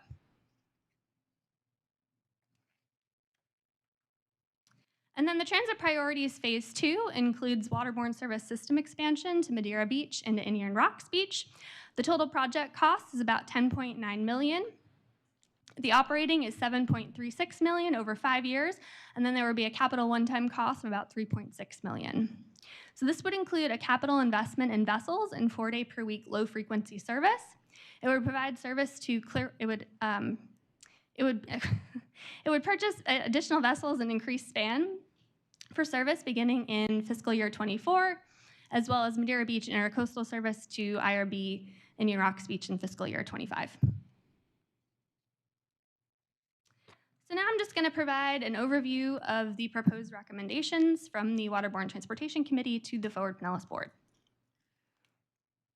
So the full recommendations can be found in your agenda packets, but they've been summarized on the slides. So the first one has to do with the LRTP Waterborne section. The committee recommends the Forward Pinellas Board amend the Advantage Pinellas 2045 Long Range Transportation Plan to include the Waterborne Transportation System Plan and expanded section on waterborne transportation. So this new section would aid in setting priorities for waterborne projects moving forward. The second recommendation pertains to adopting the countywide waterborne policy. The committee recommends the Forward Pinellas Board adopt the countywide policy for waterborne transportation. This policy aims to establish clear criteria for the prioritization of service within Pinellas County. Given the nature of eligible grant funds and for waterborne efforts, it's essential that county and/or local government funds are contributed. Strategies for determining eligible expenditures, phasing, and evaluation of services are included in the policy. Here, the committee recommends the establishment of a sustainable phasing strategy that uses grants to support waterborne service development and expansion. The phasing strategy will require local operating commitments and a match for capital grants, which is a condition for expanding service. Determination of feasibility will be based on funding availability and a multi-year commitment, operational and infrastructure cost estimates, ridership forecasts for the proposed routes identified in the system plan, and identification of funding would be facilitated by continued coordination with federal, state, regional, and local government partners. So here the committee recommends that the Pinellas Suncoast Transit Authority serve as the administrative and contracting entity for waterborne transportation service within Pinellas County. PSTA is an eligible recipient of federal, state, and local funds, and therefore the agency can contract with one or more private operators for service delivery. Regional waterborne transportation services that connect Pinellas County to other jurisdictions may be administered by other entities. And here the committee recommends the Pinellas staff engage in continued monitoring and reporting of waterborne transportation services and their cost effectiveness. The committee will continue to play a key role in supporting existing and future service coordination and will be convened as necessary to review findings and next steps. So the goal is to create an integrated transportation network that provides quick, accessible, and reliable service to the entire county. So this presentation is an action item. We request that the Forward Pinellas Board make a motion to adopt the waterborne recommendations, the LRTP section, and the waterborne policy. The committee will continue to meet quarterly to monitor and evaluate service success and phasing. So, with that, I will take any questions. You're up, Cookie. Does anyone have any questions for Christina? Karen. So going back to the one slide where you did the criteria and the highest scoring waterborne stops, yes. That's something that you did internally? Yes. Okay. So, I mean, it seems to me that some of the other locations might match what Clearwater has, so I don't understand where the difference came into play. So essentially what we did was, I believe it was a GIS analysis, right, Jared? He actually did the work. He essentially— Eric, why don't you come up too in case somebody wants, you can add. Sure. Essentially, it was a GIS analysis that we looked at identification. We identified the locations of key attractors. We identified the location of bike ped infrastructure, transit routes, and essentially we did it was a buffer, right, that you ran? Yeah, so we did a number of buffer analysis through our GIS system. So we actually had all the proposed stops for everything outlined in the waterborne, or not even just the restart plan, but all the proposed waterborne stops. And we looked at everything from vehicle level of service that's nearby, whether or not these proposed stops are in an activity center, and ran a number of buffers to see where those intersected. And based on those buffers, they got a set of scoring criteria. Which are again outlined in that policy, and these were at least the top performing ones, and then it sort of scaled down from there. Okay. So, thank you. Yeah. The other maybe comment or question that I might make is, did you look at other operating systems? Because across the United States, there's a lot of private services that have started, and they, don't require government subsidies. So, I mean, that would be my preference, that it be a market-driven service. For, like, you're saying like a public-private partnership essentially for service? Well, Or just privately, mainly Public-private privately partnership funded? without the funding assistance, because it's we're now talking major dollars. I It's believe not. PSTA did look at, you did a, Cassandra, do you want to come up too? She she did a case study analysis that looked at all different services, several around the country, I believe. Hi. God bless. Good afternoon, Cassandra Borchers, Chief Development Officer at PSTA. We did look at a number of publicly operated services across the country. So those ferry services that are operated by transit agencies in different scenarios. A lot of them were tourist markets or seasonal tourist markets. So in looking at those, we took a look at how the agency procures and manages a ferry operator. In all cases, it is a private operator, so it's not directly operated by the transit authority, but they bring in somebody who is well seasoned in operating ferry services across the country. In some cases, it's local operators. In some cases, it's like large national companies. The idea of having a private-only ferry operation is certainly workable.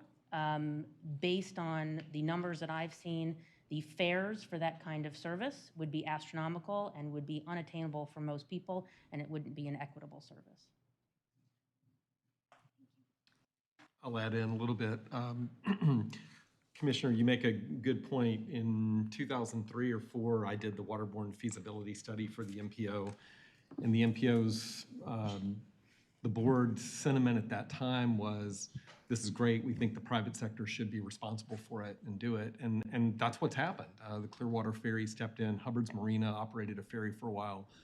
But I think what we found from that is that it's not really sustainable without some level of public support, at least in the form of providing dock space, capital infrastructure, assistance with acquisition of vessels. We're recommending that there be some basic level of operating subsidy to keep the fares at a level that are reasonable and it can act as a transportation option. That's one of the criticisms of the Cross Bay Ferry is it's pretty expensive to ride the Cross Bay Ferry. It's not a bus ride. So it's a little needle we're trying to thread is, what is the minimum level of public subsidy that you need to operate it like public transportation? But at the same time, we just don't find it realistic that you can just let private operators go on their own. Now, the Cross Bay Ferry has some promises of over a period of 4 or 5 years that they would then be free of any operating subsidy. But I think that's kind of based on them having a lot more ridership from a daily commuter route between McDill and South Tampa. So there's a lot of moving parts that need to happen. They're also slowly working on getting more tie-ins with destinations for marketing, naming rights, and other advertising. And that their excuse so far has been that those decisions are made a couple of years out. And so they're just laying the groundwork for that. And hopefully by next year they'll have that. But our goal here is to keep any operating subsidy as low as possible and work hard to ensure that most of this is borne by the private operator as much as feasible. If I could add something to that conversation that we talked about, is that another goal is to connect the ferry service with on-road service. So whether in North County it might be the trolley, in South County it might be the PSTA trolley. So because we all know that ferry services, they're not going to run from 7 in the morning to 12 at night. They're going to be more limited in time and scope, even if it is running 7 days a week. But if you can buy one ticket that you can get on the ferry and then you don't have to, it stops at 9 o'clock at night and then you can jump on something else to get back home. And that works the whole way from north to south, that concept. And as a private entity, that would be difficult. Cliff? Yeah, I was just trying to wrap my head around, I know we're a peninsula and having boat ferry service has a certain attraction to it. Is the focus of this primarily getting people back and forth to work, to alleviate transportation congestion? Is it also trying to connect together communities for tourism? And I'm trying to see All where of the this. above. All of the above. All of the above. Yes. and It's all of it. Yes. And so the cost, when you're making an evaluation as to how it is working, obviously the evaluation is different. The metrics are different depending upon if you're looking for overall connectability, trying to, all those things are different. This is a restart. So I guess my first question would be, if it's a restart, it must have stopped for a reason. Okay, so the reason that it stopped. COVID. Is it just solely COVID, or was the dollar amounts and the occupancy of the ferries and stuff before COVID, were they high? Was the process We had a self-sustaining? huge high ridership. I probably shouldn't be answering this. I just know. I know that for Dunedin, we had a large ridership, but with COVID, they stopped. I think they came across new issues, though, when you say WIT, Yeah, I and think didn't restart as fast as maybe they could have. I think the pandemic was a part of it. The other issue is a lot of deferred maintenance. So they didn't, I don't think they have the financial wherewithal to maintain their fleet for the daily wear and tear that it has of operating it as a public transportation service. Yeah, well, So- ships, operation and maintenance is a critical issue. As a former boat owner, I know that. Yes. Happiest day ever was getting rid of that thing. Right. In favor of a kayak. But yeah, I mean, I think it's deferred maintenance. It's the need to keep the fare low. They really struggled in a couple of cases early, the Clearwater Ferry, with setting that fare. And you may remember in spring break, Clearwater helped them put that fare down to a more reasonable level where it was, I think, $2 each way. And I don't think you did that in Dunedin, so you didn't get the same discount. And there were a lot of construction workers using it. There were a fair amount of restaurant and other hotel workers because the parking on Clearwater Beach is so constrained. So to kind of get at your earlier question, I think it depends on the location of whether it's going to be more heavily visitors, tourists, and maybe a good percentage of workers. It's just going to depend. Johns Pass Village, probably going to be more tourism. Probably same for Treasure Island, but Clearwater Beach, I think there's a pretty decent commuting component that we can tap into. What's the thought of the frequency of these, focused in the mornings and the evenings, running on an hourly or a couple-hour basis? What's the I think an thought, or- hourly basis would be part of the restart plan. Is that correct? 4-day per week. For most of it. And then some of it will be a little bit longer, because the trigger point is, at what point do you need to get another vessel? So we could spend a lot of money and get a lot of vessels and have a lot more frequency, but that just adds to the cost. How many vessels are envisioned initially? I don't have that off the top of my head. I don't have that off the, do you know, Cassandra, off the top of your head?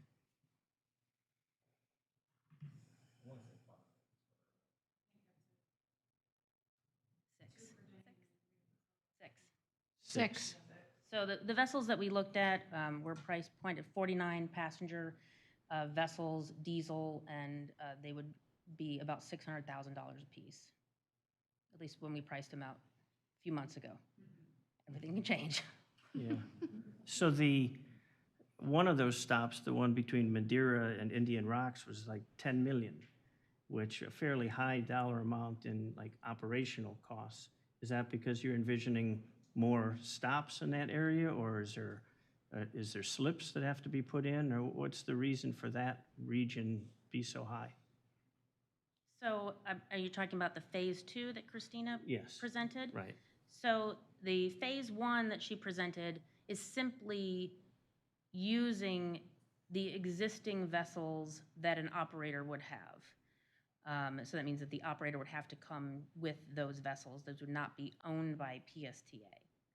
And so that would be the operation only to restart the service with a 3-vessel fleet. The phase 2 becomes a longer-term investment in the capital operation of the service. So we're expanding the routes, but also the fleet and replacing any existing fleet. And so in that case, we would apply for federal grants in order to acquire that new fleet, and then work with a private operator to operate and maintain that fleet. So the operation that costs that she had mentioned were based on 3 routes as opposed to the, let's see, 4 routes, as opposed to the 2 that have existed in the past in this area. So I don't know if you can go back to the phase 1.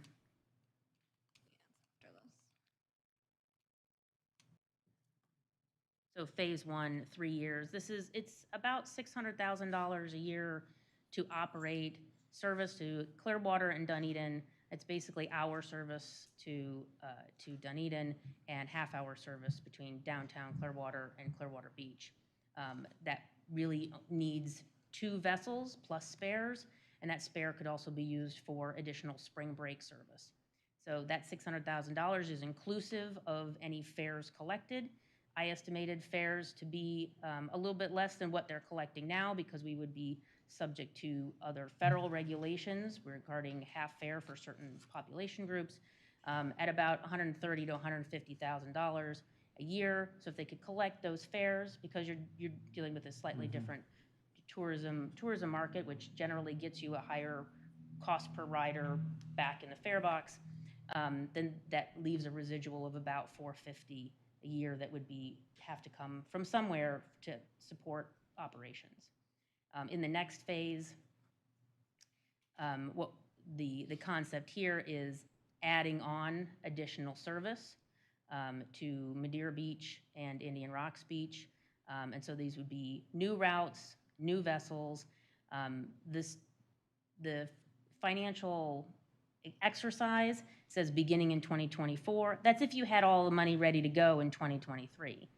But it would take time to acquire vessels, then get those vessels commissioned and in operation. And we do that sort of in a stepwise fashion, but having this as an entire phase 2 allows sort of sub-phases to occur as you get those services online. But this is a much bigger system than the restart. The restart system would just get back what we had, right? Because we've lost that for a number of reasons. And it's not so unusual, to the mayor's point, for operators who come into a public transportation market and set a price point that is too low and then realize that they've underpriced their service. And in looking at the financials of the existing operator, that's what I found. I found that they were not spending enough in certain areas, and that's what's put them in the position they're in today, which is a reservation-only service, which is not running on fixed route, which is not a reliable service for workers of any kind. So again, this particular one this is a lot more. So even though it says system expansion to Madeira and Indian Rocks, that's 7 million is inclusive of not only the area between Madeira and Indian Rocks Beach, which is much smaller, but it's also the entire area. So this is inclusive of downtown Clearwater to Clearwater Beach to Dunedin, Clearwater Beach to Indian Rocks Beach, and then Madeira Beach to Jungle Prada and connecting sort of that area. So it's not a contiguous system in this phase. There's like 17 phases of this because that's how long it's going to take us to get there. But I'm just kidding. But it's a big, when you look at the map, there's a lot on there, and the restart plan is we've got to start somewhere, right? We keep looking at a big vision map, and that's important, and it's certainly critical in the context of the LRTP. but then you have to start somewhere. And the restart plan allows us to get our sea legs back. So for the phase one, the length of time is how long? Well, I mean, 5 years? Well, we're asking for a 3-year funding commitment, but we would evaluate that service and we wouldn't embark on a phase 2 unless we were confident that this was successful and operating well and meeting expectations. That's what I wanted to hear. That's why the monitoring is important. Okay. So you're not, by endorsing this, you're not committing to a phase 2. And you're not even committing to an operating plan because we're not paying for the operating cost. This is something that would have to be ultimately negotiated by the partners, potentially the county, the cities of Clearwater and Dunedin. What's nice about the restart plan or the phase 1 is there's some risk that is held by the operator. There's some risk that is held by the public entities, but there is no long-term commitment. Once you start taking federal dollars for vessels or docks or anything like that, and docks were not included, we said docks would be the responsibility of the local municipality at this point in this plan. But once you start taking federal dollars for any one of those things, then you're committed to operating that for the life of that capital asset. And the life of a bus, as you know from being on the PSCA board, is 12 years, 500,000 miles, and we keep ours 15 to 17 years. A boat, 25 more years, you're committing, and then if you stop operating that, then you pay back the federal money prorated. So we're basically looking at post-COVID, give it a go, see how it works, evaluate it, and then depending upon the result and ridership and everything else associated with it, perhaps move into a different phase. Yeah, Okay. and we're comfortable at a staff level with that because this service has proven successful. It was just not operated fully under the expertise of a public transportation operator. And I think that additional institutional capacity will help. Okay, thank you. There are a lot of advantages to that in terms of cross-promotion, being in the things that we're already doing, an ability to really work together in a collaborative way and also provide oversight for federal regulations, safety and security, and those kinds of things. Randy? So I wanted to switch gears just a bit in anticipation of hopefully these recommendations passing today. I've had the honor of serving on this committee, and I did notice that you recommended that the committee continue to meet quarterly. So can you discuss a little bit what the role of the committee will be going forward? I mean, obviously our role was getting us to this point with, recommendations, oversight, program, like what will the role of the committee be? So that was actually a conversation we had at the Waterborne meeting. We were debating when exactly we wanted to keep meeting, and the committee had decided that they wanted to keep meeting quarterly so that we could continue to evaluate the progress. As we start implementing this service, if we can get the funding commitments lined up for it, we want to have a way that we can stay accountable and be able to have the committee stay involved in the process. So I think the committee is very interested in continuing that and serving in that role, and that's why we're going to keep doing it. Well, and I would just like to make a recommendation if I could. I was not able to attend that last meeting because we had our city council meeting at the same time. We've been very successful with this board and with our committees lining up the committee meetings to the board and being on the same day and maybe just being before. So that would be a recommendation. I think most of us kind of already hold this day. So if we could look at moving those meetings to be before, I think that would be helpful. For sure. It certainly works for me. I bet you it probably works for Mayor, And it's- Mayor Kennedy too. And I think what we wanted to do too was kind of really stay on top of the whole funding thing. Yeah. And how that's coming through, because there's lots of different angles that could take, and we wanted to be able to really talk about that and kind of focus now that we actually have a plan. In addition, monitor the data, because we're the ones recommending certain things, and we want to make sure what we recommended is working. Absolutely. All right, well, it's been a pleasure to serve, and I want to thank staff because you guys have done an amazing amount of work. And thank you to PSTA. Thank you. Any other questions at this time? Yes, Karen. So a couple things is I think, I mean, it is very exciting. I think it's worth exploring, but don't make it an unfunded mandate coming back to the county. Because that's, you know, I don't, we're already struggling with how we're doing, you know, we just got a presentation last week and we have a huge backlog of roads to repair with a huge price tag. And we don't have an immediate source of funding for that. We did talk, and I did support looking at the tourist development tax, because I do believe that this will be a tourist attraction more than it will be a commuter type of service.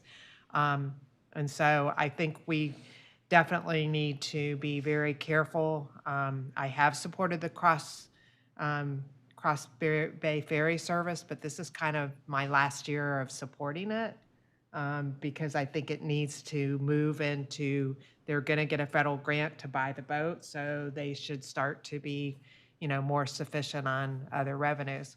So I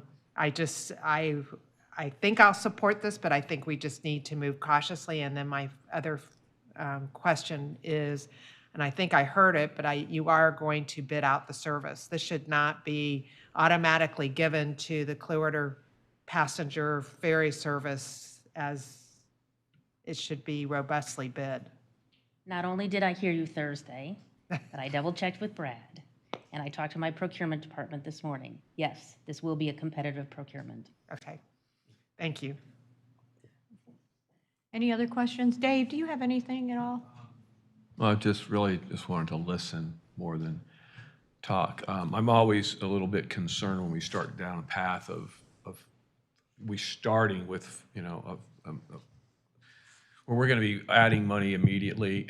Any transportation project that I've seen, I don't care which one it has been so far, has always taken heavy support by the, you know, the public sector. And so again, I think the exciting part is that I think it is tourism based. I mean, I don't, you know, again, I did not support the St. Pete Cross-Bay Ferry. I haven't yet, and I'm still concerned in a lot of ways. But I always wanted to see, and I never could get any information that was supported for tourism. So this one, I think, has that nexus a little bit, and so I think there is some CVV funds. But to Commissioner Seal's point about funding challenges, I mean, each of you are in your own city governments, so you guys are dealing with it yourselves. I mean, we have massive issues on penny funding, for instance, like we're over, you know, all the things that we need to do. We're at 125% maybe of what we have, and so all of those challenges. And then I don't want to keep bringing this up, but you know, we have $30 trillion in debt in this country, and how that's going to affect us locally on every single level is yet to come. So I don't want to be, I'm not trying to put, you know, a Debbie Downer here, but I'm just saying that as we embark on these things, you know, it's going to have to be incremental, and it's going to have to be, we did the baby steps before. I was so proud of the fact that it was a private entity that did it, and maybe an underfunded, underfinanced private entity, maybe one that had, you know, maybe more staying power or whatever, might have been able to, you know, survive. Maybe not the pandemic issues, but so I'm really very skeptical about success on its own. So for me, phase one is going to be really important. I think, I'm not even sure where we're going to get the funding for that. I mean, we're talking $600,000 a year. It's a lot of money.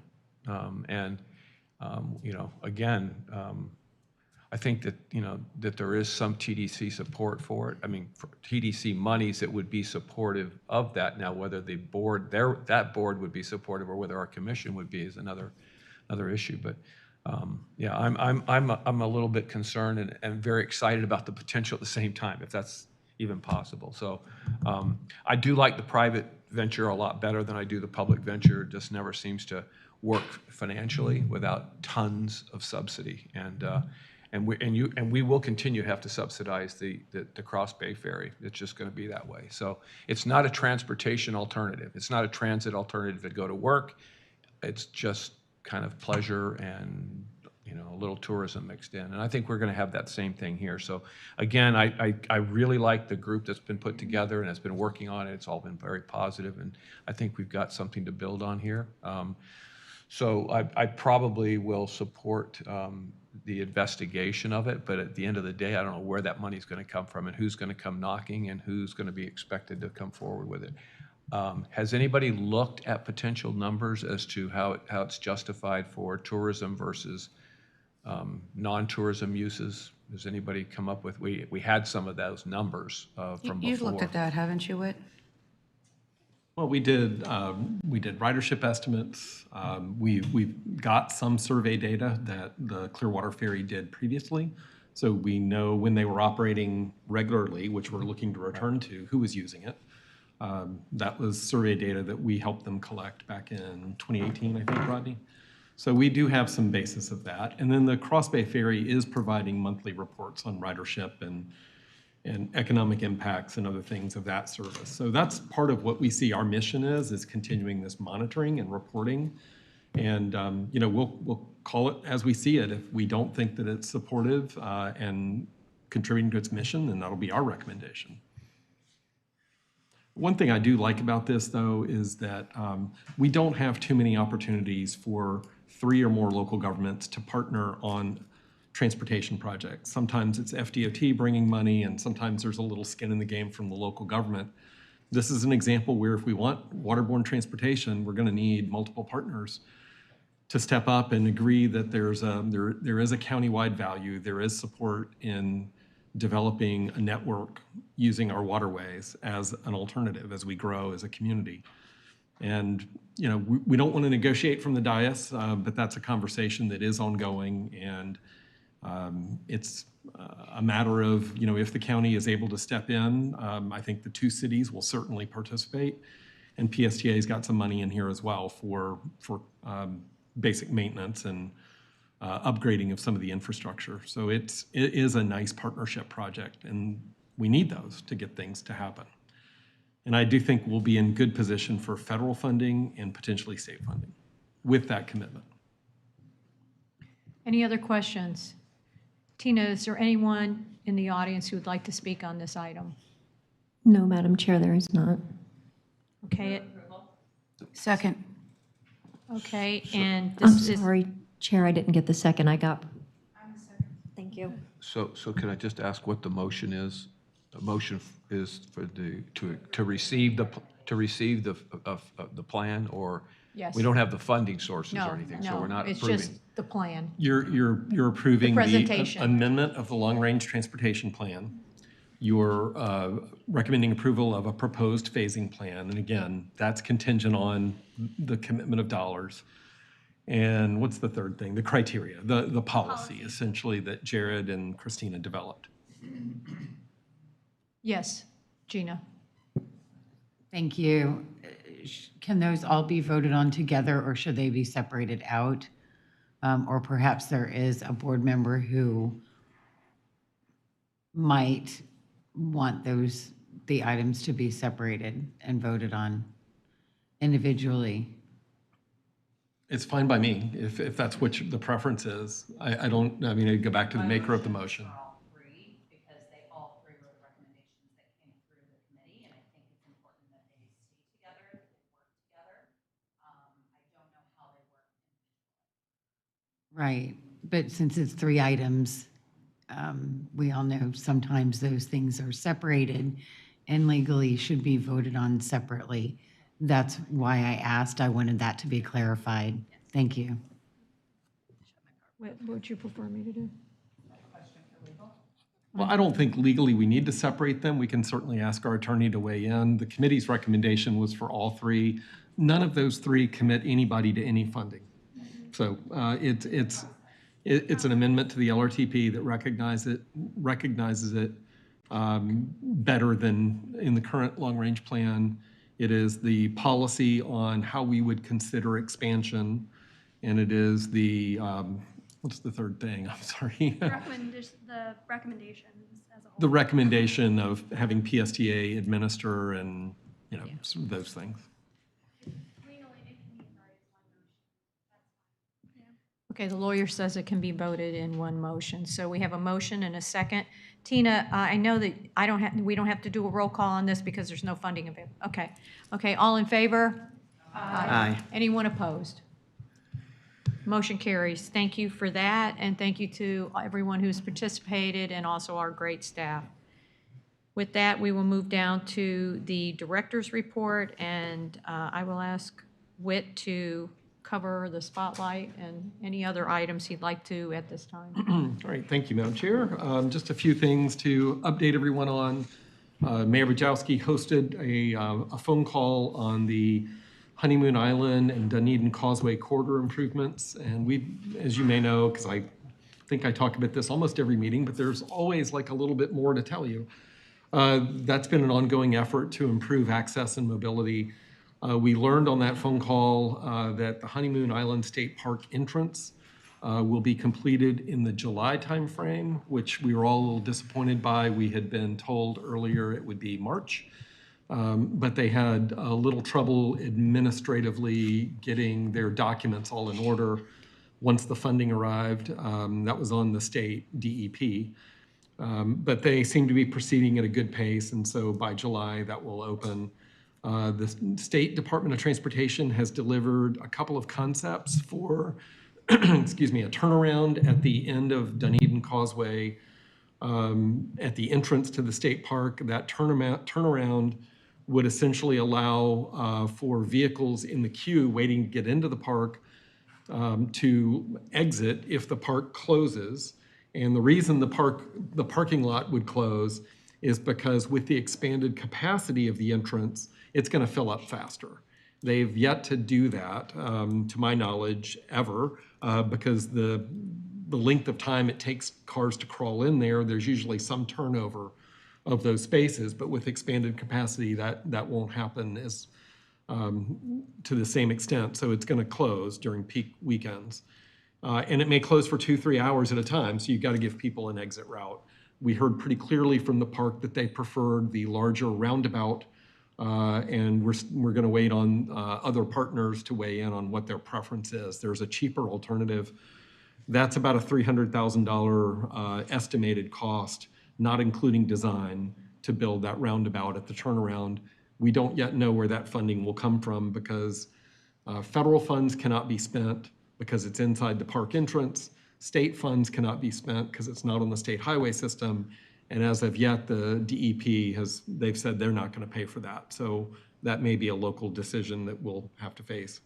The third piece of it is we have a design concept that we're reviewing for improvements to Curlew Road and Alt 19 that would expand Alt 19 through that intersection to 4 through travel lanes and would include some other safety measures for walking and bicycling. And we've been working with DOT closely on that. That design will get wrapped up shortly, and then we will have construction in place for FY24 for that improvement. Hey, Whit, are there any of those designs that were proposed that were a little bit odd or different being considered? No, this is pretty traditional. We didn't get too crazy here because of the right-of-way impacts. Oh. So it's pretty traditional. That left-hand turn concept was pretty good as far as moving traffic. It works great, but you'd have to take out a couple of viable businesses there, and that would add to substantial costs. And then finally, the county was successful in winning a pretty substantial grant to install cameras, fiber optic cables, and variable message signs along that. In the meantime, that'll be funded in '24. In the meantime, we're getting temporary variable message signs installed by the county with Bluetooth technology, and the county will be holding a training session for city, park, and state staff so that they can change the signs to let people know as they're approaching that intersection or that causeway that the park is closed, and that way they can pick another destination for a while. I think it's all pretty positive development, and we're making progress, and that's good to see. And I think I misspoke, Jensen, FY23 on the causeway improvements at Alt 19, not 24. And then the other thing I'll mention is we've kicked off the Target Employment and Industrial Land Study update. We've had a couple of biweekly meetings. Jared is our project manager for that, and the consultant is in the process of identifying stakeholder partners to participate in the study management team and the advisory team. And so if you have industrial or target employment or other business contacts that you think would be interested in that, or even local economic development contacts, please make sure you let us know, and we'll be sure to provide those names and make sure we have a good representation of the entire county. We have committed to finishing that work by the end of this year and bringing that to a vote in November, as long as nothing unexpected happens. So the consultant is working under that assumption. Yes. Question. I just wanted to just bring up for conversation, I don't know if Jensen can speak to it or not, but just the issue of Skinner Boulevard and the trail and the interim. So I don't know where that would fit in here, maybe after you're finished. I just wanted to make sure we had a moment to have that conversation. Thank you. I can go ahead and address that now. That falls generally under this. As you know, there was a fatality on the Pinellas Trail crossing Skinner Boulevard in Dunedin one morning about 2 months ago or 3 months ago. And everybody rallied around that issue. And we've had great partnership with Joan Rice at the county and FDOT safety and design staff and other county staff and the city to figure out what can we do to make that crossing safer in the interim. And so the interim solution that is preferred by all the partners is to install a temporary traffic signal, a full traffic signal that would be red facing the trail until, and you would have to push the button to activate the cycle, and then depending on the timing of when you arrived, it wouldn't be an instant change. It would be timed with the signal at Alt 19 and Skinner Boulevard. You would have a green phase to allow trail users to then cross Skinner Boulevard. It would have a yellow phase, and then it would go back to a red phase, just like a full traffic signal. Cars would have a red phase when the bicycles and pedestrians are crossing Skinner. So that will be installed in about a month. I mean, it's coming soon. I believe the county is helping make that a more cost-effective solution by using some of their equipment and installing the signal, and the state is helping with funding. So I may have gotten some of those partnerships wrong, but I think that's the gist of it. It's a partnership. And we're going to monitor that, and we're going to see how effective that is. And that is temporary until the Complete Streets solution, which is funded for FY23, is complete. Yeah, and so just participating in that intersection, driving and walking and watching my biking cohorts, and even this morning, as the light, that's an intersection where it automatically starts flashing, okay, when you approach it, so you don't have to hit the button. Well, it's out right now. So you have to, nothing happens unless you hit the button. Well, today I saw two bicyclists, just they're coming down and they just on the fly hit the button. And it doesn't even, it starts almost, but they're already into the intersection. So I guess I don't want to get into too much of the details and such, but just seeing how bicyclists work the trail, and the last thing I want to see is people getting killed. We've worked for, I don't know how many years to get people to understand that intersection. And this was the first fatality, and I found out after the fact who it was, and it was somebody that I'd kind of befriended on the trail. Just a really super nice guy that didn't even realize it was him until a few weeks later. But so my only concern is that we have these two phases. There's an interim phase that we're going to take care of in this meantime. So we're changing the operation for an interim period, and then the final situation will be back to where we are now. It'll be, instead of 4 lanes through that, it'll be 2 lanes. It'll be back to the flashing. I'm assuming the automatic as you're approaching. It'll have a couple of roundabouts and safe street issues coming into the intersection. And so the question, and I got on the phone with the secretary just to talk through some of the concerns. I'm really worried that when we put this up, green, yellow, red light, it's kind of like a regular intersection, that there will not be people adhering to it on the trail. So we're going to have the drivers that are going to be now on green going through it. They're not slowing down. I mean, they probably will for a while.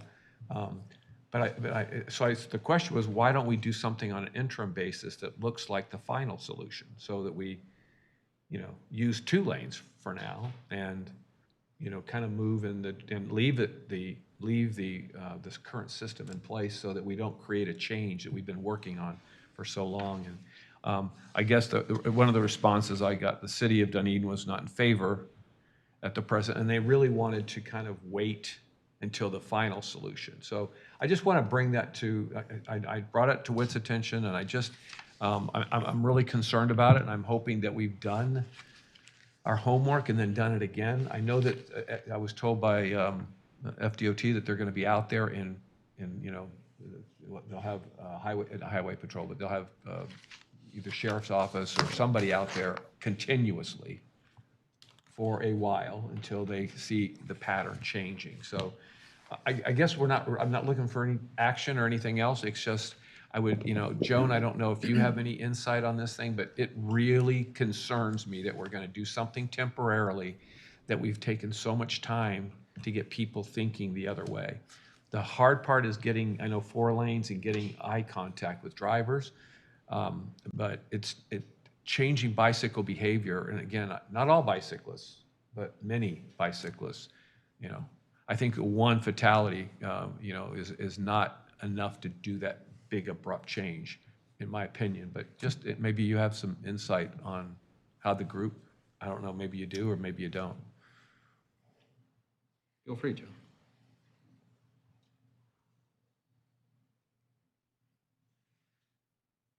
Thank you very much. My name is Joan Rice. I work for Pinellas County Public Works.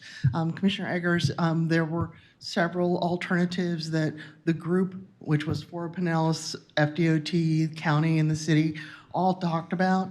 This is just the one that we decided to collectively together. Now, if for some reason it is not working, if we're monitoring and it's not working, there are other options that we can do after that. But this is the one that we all agreed to. What was the downside of doing something on an interim basis that looks like the final solution? And again, it's not just the road work that we're talking about. We're talking about the trail approaching there. You can do some things to slow bicyclists down and that kind of thing. But just going ahead and getting rid of 2 lanes right now and just making it a 2-lane, 1 lane in each way, early. Correct. That was one of the topics. Concerns were the driveways that are right there. In order to reduce the number of lanes, we'd have to put a series of bollards up so that we would squeeze all the traffic down to the 2 lanes, slow the traffic down. But there are some driveways right there, right where the Holiday Inn Express is, and how would they have access in and out? And there was also concerns with the boats that were traveling from Broadway turning on, because at that point they have to merge down right away so they can get past to the trail. So those were the 2 topics that I heard the most from the city of Dunedin as to why they wanted to try this as an alternative instead. But those issues will come up in the permanent solution too. But they should be addressed during design, and they won't have the bollards sticking up, and it'll have curbing in the final design. Okay, but it won't be blocking the lanes or the access points to the businesses? No, that they should not be losing any kind of access to the businesses. It's just that, remember, if you have a bollard that's sitting upright and you're in a car trying to turn out, you have the bollards you have to look through. So that was part of the issues with it and being an interim. Can I add something? Yes.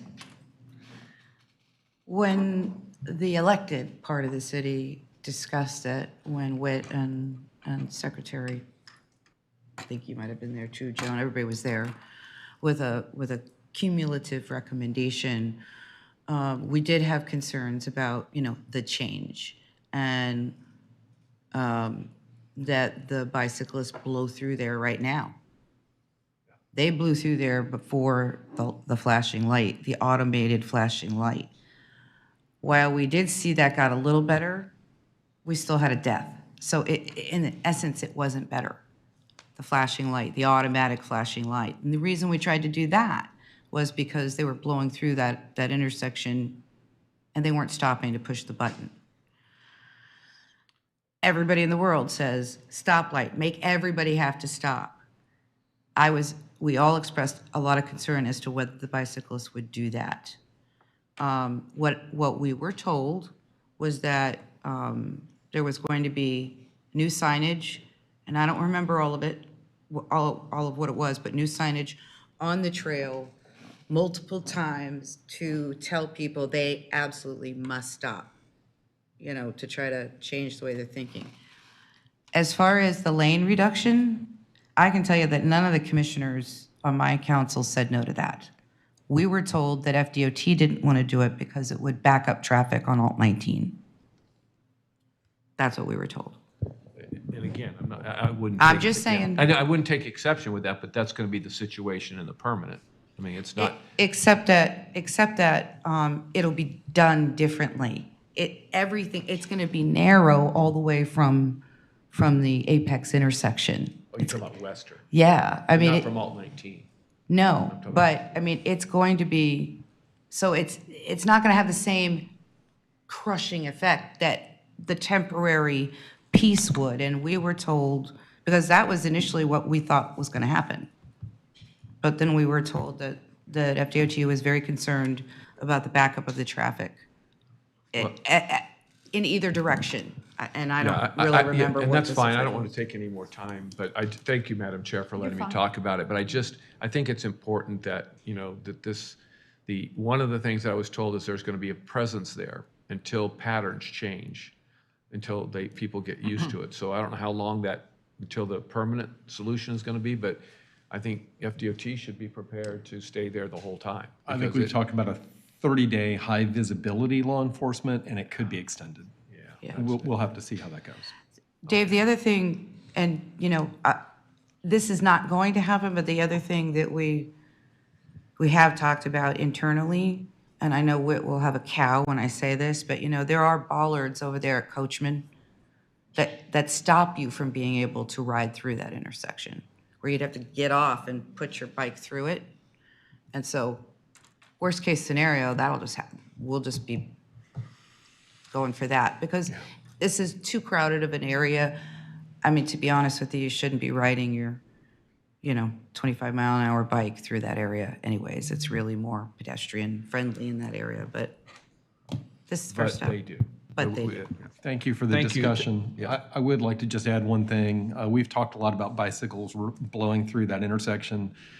The person who was killed was a pedestrian and was doing everything right. They were hit by a car for no real good reason. So it had nothing to do with bicycles blowing through there, the fatality. That was really my point to begin with, that we have reacted with a solution that, again, I mean, it's taken a while to get to the point where we have been pretty safe there. Yeah. Again, so it's just going to be a different environment, a different dynamic. I think there's a lot of concern about bicyclists in general that are reflected by how they behave at that intersection. But our crash data does not show a lot of crashes there. There are a lot of near misses, and there are a lot of people freaking out about, oh my goodness, that guy's going to get killed. And I understand that, but we just don't have the data showing it. And maybe it's because some of them are minor and they don't go reported.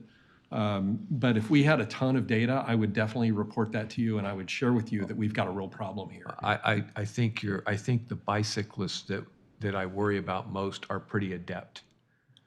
They are. I mean, when I see them flying down and hitting the button without slowing down, it's like, that's pretty adept. I mean, I'd have to almost slow down or stop. It's hard to hit to. them. It is hard to do. And it's like, well, if I miss the button, then what? Well, So, we've got the Duke Energy Trail where we put in one of those flashing beacons at Bel Air Road. And the beacon is way over here, but the bicyclists are supposed to be on this side of the road. It's really hard to get over there and press that button. And I don't know, it just interrupts your flow a lot. So I get it, bicyclists should come to a stop at every stop sign, but it is really hard sometimes to do that. It is. And I want to stop, but it's hard sometimes. So Well, I'm not preaching that they should stop or not. I'm just saying I'm worried about their health. I totally and get it. well-being. So. And I appreciate that. All right, let's move on. Next item is just the legislative committee met earlier today. We didn't have a lot to talk about. Transportation and land use weren't overwhelmingly impacted by this session, unlike in other sessions. But we did have a transportation bill that the committee recommended that we weigh in on at the very end of the session. It's Senate Bill 398. I don't remember the House version. That would impose a 25% cap on public transportation spending out of the State Transportation Trust Fund. And that includes airports, seaports, aviation, in addition to agencies like Psta. We've never gotten close to 25%. I think 20% was the highest that we've ever spent. It excludes matching grants for federal funds. The House version does not include that 25% cap. The Senate version does. I asked the committee, should we weigh in with some of our key legislators and say, please support the House version, because I don't want to be in a position where I'm asking FDOT in 10 years to go back and lift the cap that was arbitrarily imposed if we ever start spending more on public transportation in the state. It just seems arbitrary. And I heard it came from the Road Builders Association.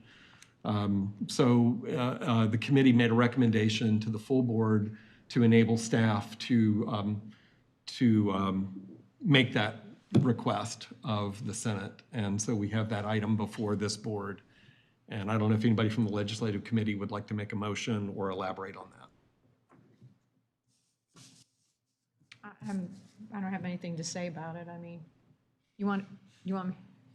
I mean, as the chair of the committee, it passed with what I would call lukewarm unanimous support. I mean, we are in the final days of session. And so, how hard we push at this point for something that is likely to pass. It's already passed the House, but like Whit said, it did not have that cap in there. The Senate has its final vote coming forward, and that'll be sometime probably later on today or tomorrow.